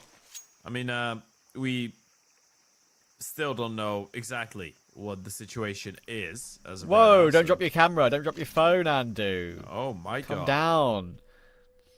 Hopefully there's no cracked screens there now. So what? He's like, well, we're in a technical timeout. I don't want people staring at me. Is that the angle? Maybe. I mean, to be fair, it did look like he was just trying to readjust it, and then it like fell off the table. I don't know. Anyway, we're back in the server pretty quickly. Everyone's back as well. You know what that reminded me of there for Andu as we see him again? It reminded me of that clip of Travis on Amcal, and like he looked at his camera and like smashed his desk, and then the camera like basically we're in a whirlwind for the next 2 seconds, and that kind of went viral because I've never seen like that before. I happened to be casting that day as well, and that was an incredibly amusing camera replay which I'll never forget. I'll show you later if you haven't seen it. Yeah, I don't think I can think about the specific clip off the top of my head, but shoot it my way. Sounds like a fun time. I'll find it right now.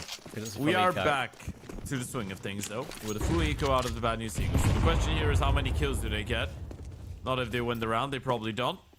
And Andu has just body blocked himself. Good for just the one, and now they should know it's an A play. So the ESPs will be able to rotate here in time, maybe try and get one more kill out of it.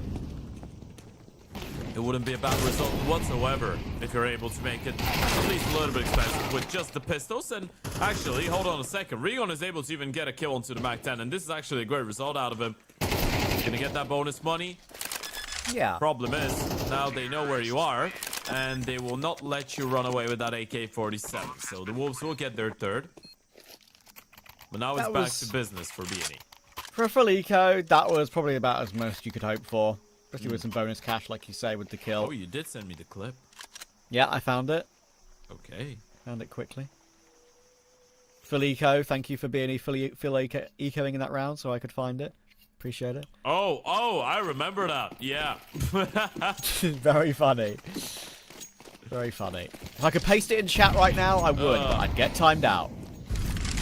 Oh, we can't paste links? Yeah. Guys, gotta sign a petition. At least I think so, anyway. I'm not risking getting banned. I will. You know what? I'll do it. I'll do it. We'll take one for the team. I'll take one for the team. Okay. Let's see. I will. I didn't get banned. Okay, it shows an asterisk for me. I did take one for the team, and it paid off. So now all of you can enjoy the camera spinning around. And all of us can enjoy this one round. And the headshots coming out of Andu as well. Able to get a double entry. GXX though on that rotation, able to get the first one. Not ready for the bomb, but they are still losing players here. BNE keeping it even. The bomb could go down, and one better actually. They could try and make it in towards the B bomb side, but Synopsys is going to be in a good position to try and cut them off, and he's going to catch a lovely timing between the two of them. Ah, lovely flick to the second as well. That could have easily have been traded by Andu. That was not an easy instant adjustment with the crosshair there to find Andu as well, considering that first kill was only just found, right? Almost crept behind the corner of the brickwork before he finished it off. But, yeah, really good hold from BNE overall. Aggression there from Synopsys everywhere, but it didn't expect to be in Red Room of all places after where he got his first kill. So 2 players alive, he'll grab it. Of course, barely any money built up for Copenhagen Wolves in those last couple of rounds. This is their last buy coming off the back of this, or available at least, but very limited util. Yeah. You gotta be careful about that B-walk though. Starting to make their way up the ramp. Flashes go in. They know exactly where Scenario's playing from. Needs at least 1 kill, but not able to get it. And Platrol just gets refragged 1-for-1. The B-bomb side falls. And again, the bad news Seagulls unable to hold on at the start, but they've been able to win a couple rounds in a similar position. So I'm not feeling too confident about. There's no reason for Jaquinho to peek anywhere near the smoke spam, so he'll avoid that. I appreciate the graphite craft for the Copenhagen Wolves stickers, even though they're from 2014. Still accurate to this day. Same logo. Looks cool. Should help them finish off this round, because Rigon's going to go searching and he'll just walk into his demise. GXX waiting for an exit kill, and actually Tapeware will crouch underneath that one as well. That's impressive. Synopsys still around, looking for exit kills, doing some damage, because of course the bomb radius is so huge on Ancient. Any chip damage could force someone to die to the bomb, but I think he's going to go down. Jaquinho did go down. Actually, taking Shane with him as well means he's done a good job. He did just through the wall there. Obviously, he can hear him run, but just a bit of a funny one. Still a good play coming out of the Copenhagen Wolves, right? You just switch up the pace completely. You don't challenge Veto, you don't challenge the bomb side. You just go for the B-walk. You just wait for the initial utilities to come in. And as we said, Scenario alone, not able to find a single kill, made it nearly impossible for Flatroll to actually save the day there. The Wolves not been allowing bad news Seagulls back into that CT side, and that was the one and only AK. Synopsys trying to go for a big play there. Unfortunately, doesn't work, and from here on out, you're just downgraded to the pistols.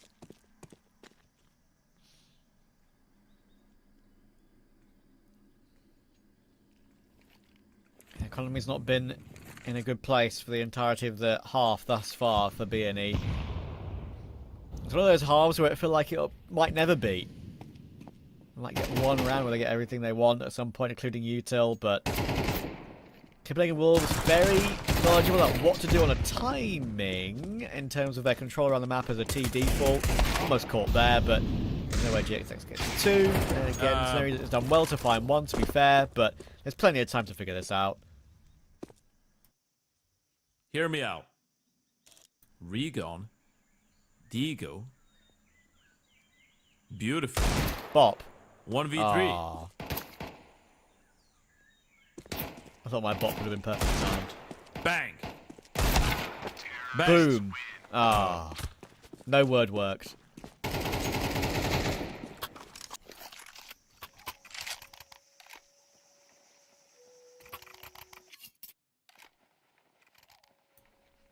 Also, don't forget, previous map, Andu started very hot. He started hot again here, 11 and 6, but cooled off significantly.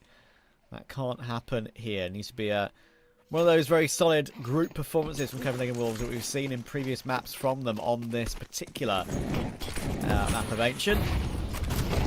See if they can continue to deliver. BNE goes more aggressive in mid. There are 3 players fighting this one, and they get an early 1-for-1. But I think they'll know the manpower that it took to get that 1 kill, so they're going to immediately go in toward A. Thankfully for BNE, Synopsys very aware, dodges the flash, and even has forced Jaquinho into the corner, and will now remove him. Yeah, he's just playing with so much heart right now. Just going for every single repeat that he can go for Synopsys, and he's already counting on 3 kills. Brute forcing his way forward against the AVP. Bomb all loading towards A main as well. Tapeware can't really make a move, right? Feels like he needs to wait for Shane, but Shane was the one to find a kill previously. The one silver lining here for the Copenhagen Wolves, they did go for a really quick round, so you do have a little bit of time to work with in this one.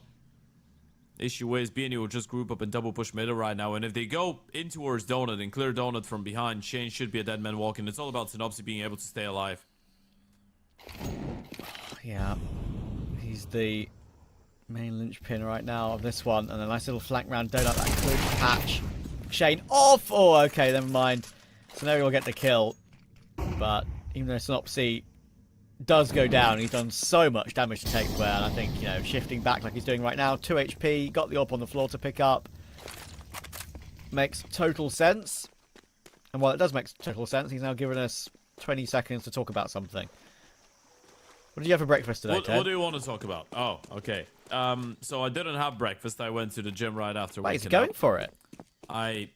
Yeah. That is a big surprise. He's just dead. It is a big surprise. Hello. Yeah, I thought for sure he'd be saving you up. They had barely any money. Anyway, go on, answer the question. I had some scrambled eggs with feta cheese around 2 hours ago. Around an hour before we started the cast. After I was home from the gym. Easy. Yeah, and with a little bit of meat as well. Lovely jubbly. What did you have for breakfast? I had a sesame bagel. Nice. Very nice. Unfortunately for Copenhagen Wolves, I have much to eat in this round. Scraps down to the pistols after the really good bit of active movement around the map there from BNE. Is a dangerous wolf. True. Yeah. The hungrier. Hungry like the wolf. Say that again. Hungry like the wolf. Oh, great song. Duran, throwback. There'll be some people who will not know who they are at all, just so you know. It is a classic. It is a classic, but also very OG at this point. It's older than you think. 2009, I just checked. Wow, crazy. Good kills coming through here from Copenhagen Wolves, and what obviously was a very low investment round, like you said. So obviously could get caught here, and actually does get insta-dinked, and could have taken him down, but Diffuser's coming through. Synopsy here's Jaquinho charging in. Great shot on GXX, to be fair, but he just adjusts his angle slightly, knowing where he's going to peek from. And again, great damage Copenhagen Wolves with a bomb plant as well. I'll be happy with that. BNE expensive, but they're within one. Yeah, this is looking like an OG performance coming out of Synopsy as well on Enshin, right? He's just getting a multi-kill every single time. It feels like it's getting a little bit nasty. It feels like it's getting a little bit dirty on the round. Every single one of his teammates is getting absolutely deleted, and then Synopsy just having the time of his life. Feels like you're back to 2022 when they made the Antwerp Major.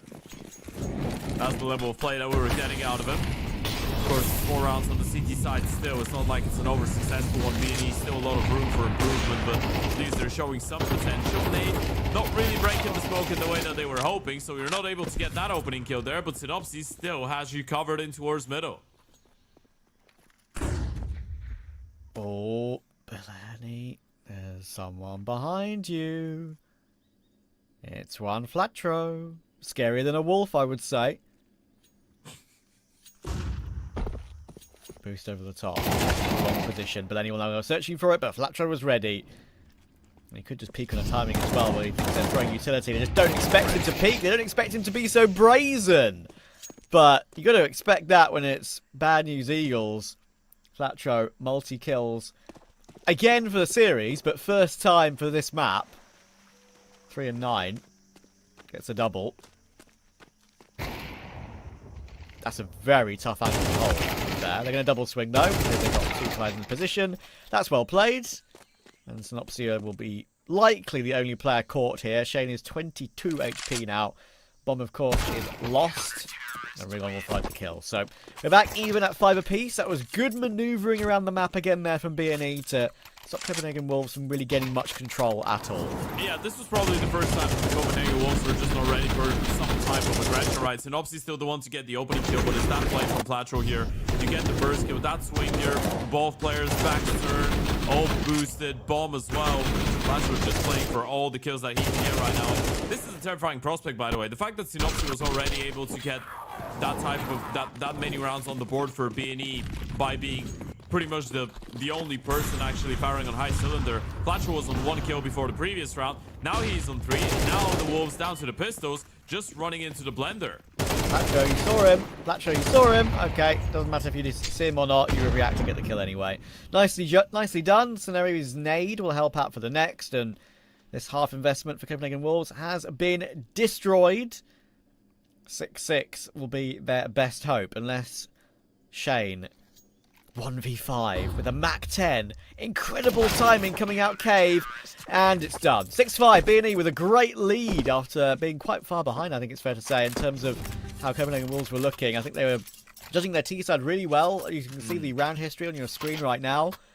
The recovery has been pretty instant, and they recovered control of the economy as well, which they had none of in those opening 7 rounds. Yeah, credit has to be given away to Synopsy, right? He was able to, I guess, keep his team and himself and all of his teammates in this one for long enough for all of them to kind of get going, and now it feels like everyone's getting a little bit warmer, or at least slightly warmer. On the side of B&E, you get a 7-5 CT side. You can still work with that in the second half, especially on the back of winning a potential pisto. 2-0 still pretty much on the cards, but the Copenhagen Wolves would love nothing more than a 6th round here to level things up. That was a 5v2 lead for them. You definitely at least don't want to lose a half in which you had a 5-2 lead, but switching it up again maybe. Putting a little bit of pressure in towards that B-bomb side. Still not committing to the play, but with the double wall game, you're going to feel like it's going to come in. The flash is good. Thankfully, you have the backup. Oh, easy entry as well. GXX given no chance whatsoever. 3 gone. There's 1, but not 2. Jaquinho gets into the best position possible to get a double kill alongside Bailani. And I don't even dislike B&E doing what they did there. It looks like they got utterly destroyed, but you also kind of do need information, as they didn't really have deep control that time around. So you flash in, give it a look, and yeah, I think they actually did a timing on the flash was okay, but Copenhagen Wolves were ready. I had one player sort of half playing anti, could half dodge the flash, and yeah, when the second player peaked, it was a little bit too late. So 6-6 is where we're at. B&E on the attack. Eagle or Wolf? Who'd you put your money on in a real life fight between a wolf and an eagle? Oh, that's hard, because if it was the biggest eagle in the world, like white-tailed eagle, golden eagle or something, they could cause wolves trouble, that's for sure. Yeah. But wolves can also run faster, but then birds can fly. So what's the point? I think the stamina of a wolf is unmatched from all the the wildlife documentaries I've watched. However, not flying, yeah. Maybe I favour the eagle to give it a good go. Talons versus teeth. Okay. I'd go for the eagles though. Yeah. I think if it's a big enough eagle. Oh. So we were going on an adventure. We actually were. We actually were flying there. We were an eagle for a second. Yeah, we were. Appreciate or a mockingbird. Or a little robin that doesn't have that much longer lifespan, sadly, because they're about to run their way in toward A. But thankfully, it feels like it's a youngster, because this round is, to me, looking very comfortable right now. Jaquinho still has the kit, still has the smoke, still has a flash. But they're doubling up here at B&E. In Temple. Sure, shadow advantage here is significant. Are they going to be ready for the flash to be coming in? First player will jump in and take contact. Flat throw is equal to it. Goes in for a swing, double peek, and even though it looks a little bit awkward, a lot of damage is taken, it's very comfortable indeed. Synopsy, massive wide swing. Says goodbye to Andu. And B&E are off and running. Yeah, both players playing anti and towards Temple there. Even though you had that second player actually looking at the wall, they were actually both able to dodge the flash, right? Even the first player that was supposedly, I guess, the one that had to eat the flash, quote unquote, eat the flash, still able to dodge it. You welcome them with open arms, and as you said, you're able to make your way out the A-bomb side. You lock them out. They need to run in. You get that opening kill in towards middle. You don't give them anything back for free, so Copenhagen Wolves, it was always going to be a really difficult retake to make work, even with the kit and the flash being in the equation, and now B&E should be able to get an A 8 pretty much for free, and they will. Not a single player going down, all 5 alive. You hold on to the 2 MAC-10s, you enable that quicker round perk for the first buy round, so if you want to go for something a little bit more explosive, you could. Let's see what's the plan here.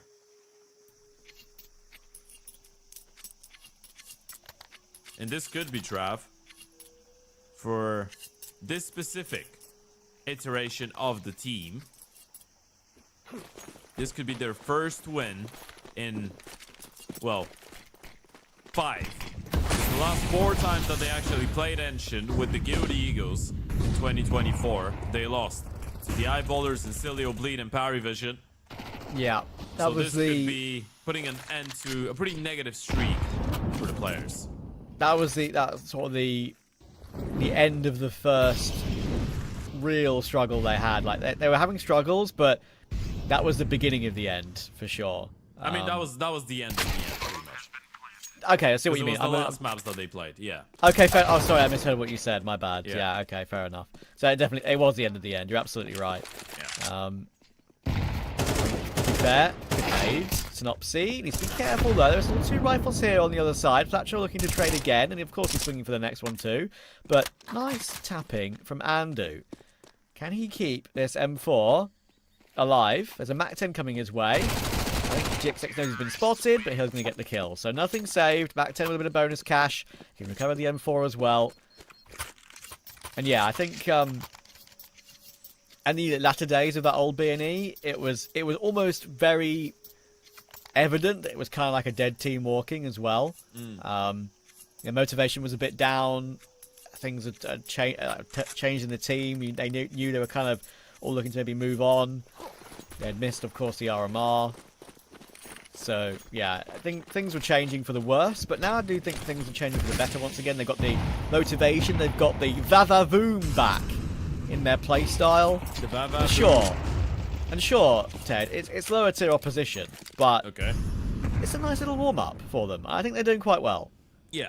If you go through the main Swiss without dropping a map, no one would care who you were playing against. People would care about the level of comfort. They would care about the individuals. And as we said, obviously he's cooled off a little bit compared to what he was doing in the first half, but now it feels like other people are picking up the slack as well. Flatro starting to get fired up. Will get extinguished by that 5-7. Still should be a fairly comfortable round to convert for B&E all and all, especially with them realizing the A-bomb side is pretty empty. The Copenhagen Wolves are doing some good damage. Thing is, you still have one wild scenario in enemy lines, and he's gonna make sure to get a couple of those guns out of the hands of the CTs, especially if they want to send the brunt of that potential retake in towards CT spawn. Johnny, he's coming for you. Canary. And a double. And that's some solid work. I definitely think on Ancient, at a couple of games I've seen from Scenery, he has looked very sharp. As I kind of mentioned to you earlier, Ted, I think not even GX necessarily, because he's the AWPer, right? And I feel like he can always put up a decent level, but Riflers can be a bit more volatile. For Scenery, I really was worried that I'd watch B&E in the modern day and I'd see him just go 9 and 18 or something, and have a really mostly poor games. I'm again prefaced by the fact it's a lower level, but I'm happy to say thus far he's looked quite sharp, and that is I'm happy to say I'm wrong. He has looked good. And again, going back to the conversation, this is one of the things that Regon was bringing up to our attention as well. Around a week ago when they played their first game, might have another chat with him soon enough. If they keep it going here, B&E grouping up for a B play. Copenhagen Wolves is a good read though. You have a 3-man setup in towards B, and it, by the looks of things, will be just straight up pop with the smokes, flashes, mollies going in. Issue here is, for the side of the Copenhagen Wolves, there is a world where you just lose that K player instantly. Another big win for Synopsy. Shame to be upset about that one. Now mostly on by Lanny's shoulders, and despite the fact there's lots of utility there, they're happy to take the damage on it, because they've cracked the site open. Bomb can go down. Again, B&E brute forcing it. And on a map like Ancient, that is very, very workable. And once again, they managed to do it. He hear the spam through the smokes at the end there. I think it was like 4 separate AKs shooting at once. That's enough to get anyone to run away and say.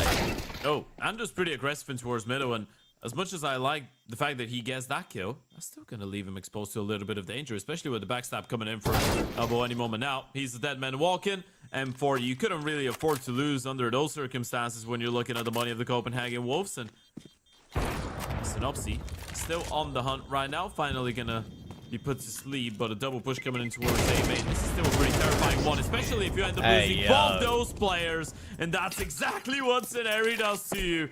And now you see the big man screaming as well. That's another triple kill coming out of Scenario. That's been one hell of a recovery out of him individually. In the second half of Enshin, 15-9 right now for Scenario, and he takes everything from Copenhagen Wolves. Maybe even the chances for a comeback. Goodness gracious. And this is a great sign, Ted, mostly because Copenhagen Wolves, we know how proficient they've been on this map at like tier 3, tier 2.5, if you want to call it level. Some really good wins, especially the one against 9 Pandas. But I think the most impressive thing for me is that previous map was a CT comeback. This has not been a comeback, but it's another streak of T rounds rather than CT. So both have looked solid. Sure, 2 separate maps, but either way, they are running over Copenhagen Wolves right now. Rigon, Flatro, Evening 2 go their way. And they've just completely locked out Copenhagen Wolves. And the buyers, obviously it's a half investment, but it's still horrible, right? Mag 7 to MP9s, you don't want to save this. You want to get kills and grab an AK and run away. Mag 7 should get a freebie. There we go. There's one. That's the thing. When you're playing against the bad news Eagles, you're probably going to get given the opportunity to actually recover a couple rifles in a round like this. True. One Flash is just constantly going to be moving forward. And, you know, this is one of the things that makes them unique in a way. In a world of saving and money carrying, being here the ones to throw the kitchen sink at you even when there's no need to do so. They will still do it, and that's the reason. Yeah, fair enough on the attempt, but Synopsy once again looking incredibly sharp. And, you know, we know that he's a very good in-game leader when it comes to individual level as well. And again, I have to keep saying it, prefaced by the fact that it's slightly lower tier opposition, slightly, maybe teams you'd expect the old BNE to beat. I mean, you know what? I know you don't want to be too outrageous when you're giving compliments to the side of the Copenhagen Wolves, right? You don't want to make it sound like BNE are dominating G2 right now, but the Copenhagen Wolves are a decent Enshin team. They're fundamentally a good team on this map. So the fact that Bad News Eagles are dominating, that means that individually they're just on a much higher level. And yeah, I mean, it could be an off day for the Copenhagen Wolves as well, right? They could be feeling like that, but the truth is BNE have just not been giving them chances. That is crazy. I can tell you that much for free. With some of those shots, it doesn't matter who's on the other side. If they really get those opportunities, there isn't a lot of players that could stop them. Yeah, and Ted, right, they're vibing as well, right? Like, this is just like, as I said earlier with Matt, right, like, technically this tournament right now will be classed as probably like official prac for them, but obviously with a nice cash reward. Sure. VRS unranked right now, so, you know, they're chilling, they're really enjoying life, and they are, the gang's back together, and you can see it in their play style. This round is looking good for Copenhagen Wolves. Actually, some good mid-round aggression coming in from Andu to get one back. They've actually managed to wrestle back a man advantage, and I think with the HP on GXX, it could be a little bit more difficult. But guess what? It's Synopsy! Oh my god! What are you supposed to do about that? Finally, the AWP is what stops him, and of course now the bomb's in spawn, so it's pretty impossible for GXX to get anywhere close to this one. But still, you know, another round which showcases the BNE ability, even if they lose. He's just so crisp right now, and GXX, this should be an unwinnable clutch. Even if you get the first kill, shot will miss, and Shane able to get that one kill. Jaquinho, the one to actually, I mean, alongside Andu, he's been the one to step it up the most. The two of them have been the ones to step it up the most for the side of the Copenhagen Wolves. Feels like the only two players that can hold their own individually right now in the server. 19 kills for Andu, 15 for Jaquinho after this one. Look at those peaks out of Synopsy, man. This is the level that you're expecting out of a player like this. And it feels like such a relief to see that he can still do it. And Shane actually missed quite a few shots there. I actually gave GXX a chance. That would have been interesting, but still, I think the trade would have been pretty instant. Anyway, look at that streak from B&E. You lost 1 round in 4 plus 6, 10, 11. 1 round in 11. Pretty impressive. I mean, now it's 2 and 12, but yeah. Yeah, but I ignored that one to make my point from earlier. So Okay. Make it sound stronger. yeah, exactly. Buff it. Copenhagen Wolves need to win 5 in a row. Not impossible. Highly unlikely though, by the looks of things. Judging by how things have been going. What? What?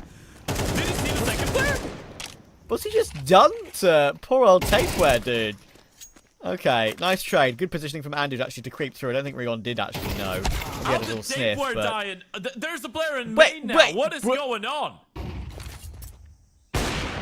Goodness gracious. Rigon might have just sprayed the smoke got and the just kill, instant got kill. a snipe out and started running in towards A. He just thought it was B, and now they're so convinced it was A because they saw one guy in main. And this one guy in main has made his way towards Donut. But the bomb is B. They should know now. Yeah, they figured it out. Okay. Very strange, let's say, this round. Lots of things you don't see too often happening here, but can B&E close it here? Maybe we could have a bit more in-depth conversation after the map, because that probably needs a bit more time to fathom what's just gone on. Anyway, that significant damage done to Soneri. He will hop away back down towards the ramp and 5 HP. Flatro. He's the main focal point right now. He is the... Oh, click. If you click, not anymore, but a little bit to the left. You click now. Yeah, you can click now, GXX. He doesn't know, but it doesn't matter. Flatro might just take point and take the game into his hands. Of course, he doubles up. Soneri is not going to be checked in the corner, even though he was low. And Bad News Eagles, that again is very Bad News Eagles-like. The way they've found to, not just that streak on Ancient, but the way they won as well. Yeah, I feel like it is, right. The performance coming out of Synopsy, the performance coming out of Flatro, some of these rounds as well. The fact that they were able to bring back the Mirage even after being down 4-8, and what a comeback that was on the first map. But the second one was just a lot more comfortable. It was nowhere near what happened on Mirage, right? The Copenhagen Wolves just couldn't get a hold of the situation. There was a couple good moments, I guess, coming out of Vandu, coming out of Chiquinho purely individually, but this is the Bad News Eagles that a lot of people were afraid of. And even for a team like the Copenhagen Wolves that has been playing such good Counter-Strike recently, that has been showing good fundamentals and showing really well structured and disciplined game where everyone's on the same page, even for them it was just a little bit too much. When Synopsy's on, when Flatro's on, when Soneri's running in triple killing people, it just feels pretty much impossible to play against those guys. I know, just again, one of those performances which kind of had B&E written all over it. And as I said earlier, like, good sign that it was a CT comeback on map 1 and a T streak on map 2, especially against a team that is, as we've kind of touched on a number of times, very well versed. Like it feels like we're B&E fanboys right now. We've been giving Copenhagen Wolves really significant props for their 7-win streak on Ancient, and they've just been kind of blown out of the water purely off of individual ability, it feels like. So yeah, incredibly impressive, and as I said, that's a great tournament for B&E to be in, to continue to practice as a 5, play these official matches, and now they're 2-0 in the Swiss stage, right? So they'll probably be going around about the similar teams like Cybershock, 9, Forza Reload, their academy team. Like Cybershock and 9, those two would be very good tests for B&E, that's for sure.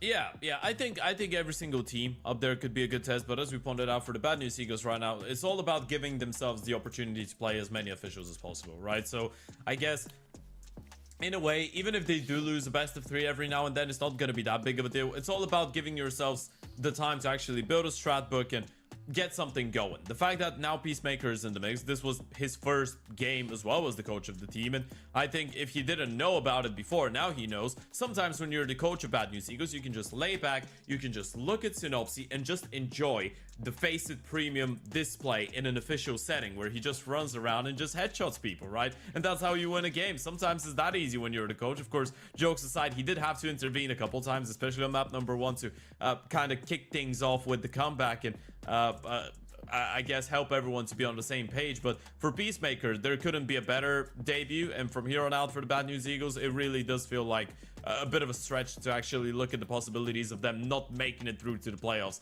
after already having a 2-0 and after not having dropped a single map in both those games. I feel Copenhagen Wolves, I don't think you're too worried about this one. It's like, you know how good you can be on Ancient. You know that you got mistakes to work on, and I have no doubt they'll look at the demo and see what they need to work on when it comes to timings and when it comes to crossfires and time situations where you can improve the rounds where they kind of lost their lead on Mirage. But they'll also know that it's Bad News Eagles, and it's like, they can just get blown out when purely off of individual ability. So I think there's a chance we can have an interview. I'm not sure. We're waiting to see if Rigon will be available to have a chat with us. But yeah, I think I wouldn't worry if you're a Copenhagen Wolves supporter. I think there's still a really good base to work off here. And actually, the base that they have is, I think, a lot better than people maybe would give credit for, actually. So we are ready for the interview, and actually, we got the new man involved here with Bad News Eagles. It's Mr. Peacemaker on the mic with us. Hello, sir, and that is a great start to your opening gambit with Bad News Eagles. Talk us through your feelings being involved with the team and how that game went for you. What's up, guys? Thanks for the opportunity. Yeah, it was a nice debut, right? The first game with the boys. It's been a very short period of practices with them. We've been together for only 2 days, right? But yeah, I think that they have been together for a long time enough, even though they just came back together with the band, right? With their last dance kind of thing. But they know each other very well. They have good synergy, and they understand the game and how they like to approach things very well since back in the day. So it's pretty easy to, for them to play at this level, at least, I would say.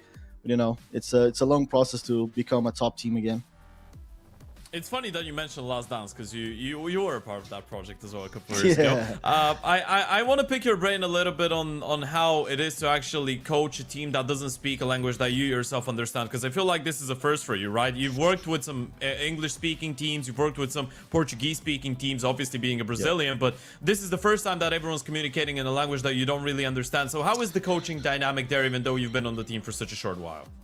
For me, it's actually not the first time. When I coached the Danish teams, like Heroic and Mad Lions, they also spoke Danish.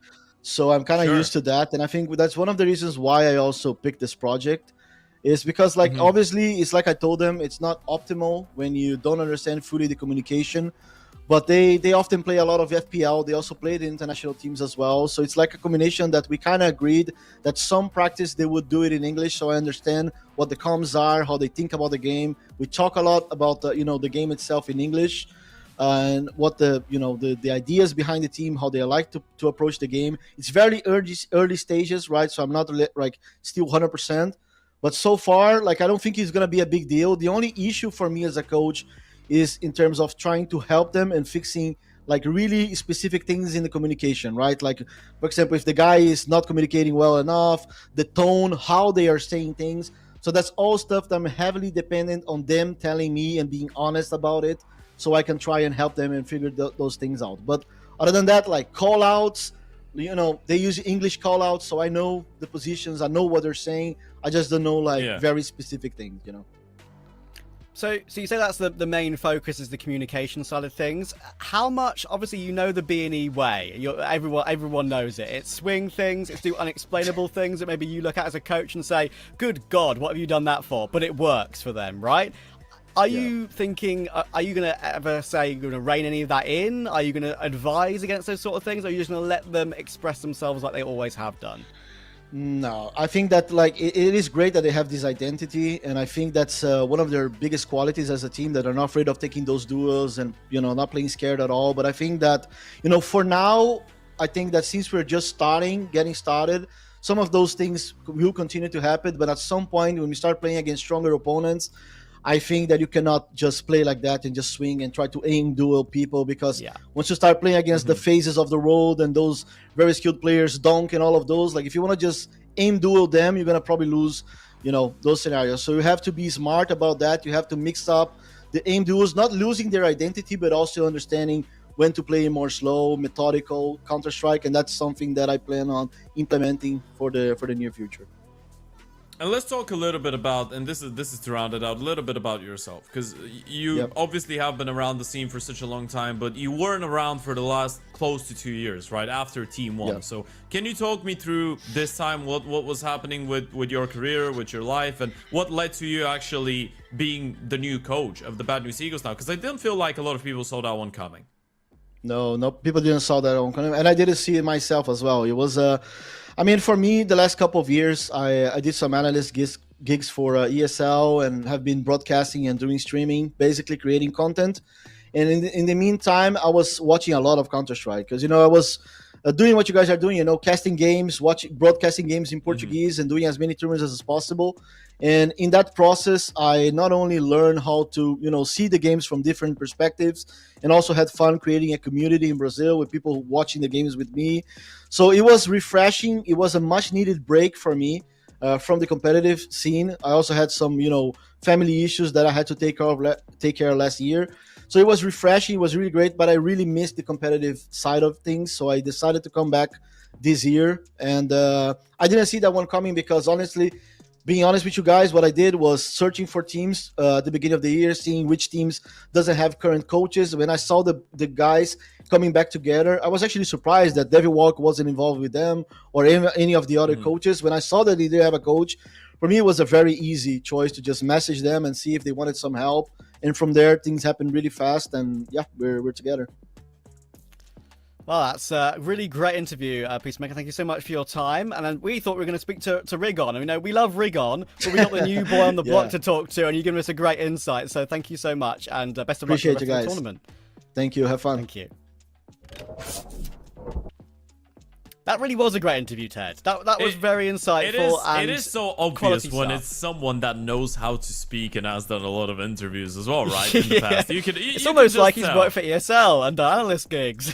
Yeah, almost like he's been on the desk, almost like he knows what he's on about, and definitely always a good thing having the opportunity to speak of a legend of the game returning to the active scene as well. And as he pointed out, he really does enjoy watching and seeing that identity of the Bad News Eagles. But I really think that it's interesting that he says, and I think is the right thing to say, I identify the fact that they have their own identity, they have their own play style, and I don't want them to change, but I want them to know that they're not going to be able to get away with the same crazy things against some of the top dogs of the world, which is a really good mindset to have. Means that he's already thinking about the possibility of the Bad News Eagles competing against those guys, and it means that he believes that they could compete against those guys. Of course, the match MVP on your screen right now is going to be Synopsy.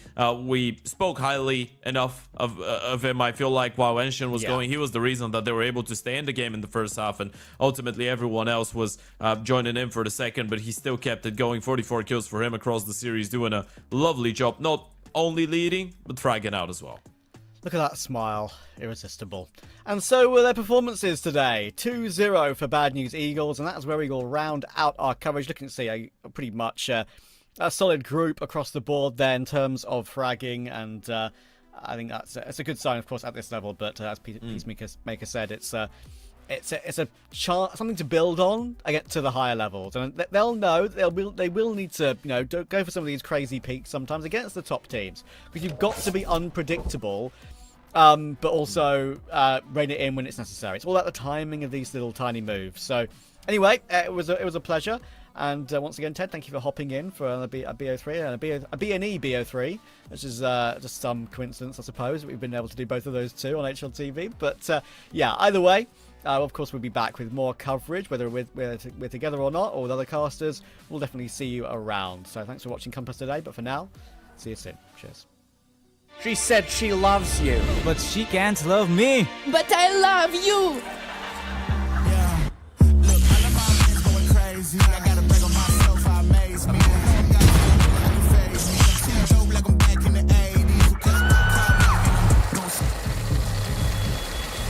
I won't play window anymore. What's going on? Play your role. 1xBet. On to the next one. YaLLa Compass 2025 season. If anyone peeks through, they're both dead. They're both dead in the smoke! Bomb drop, puffed up behind it at the edge of...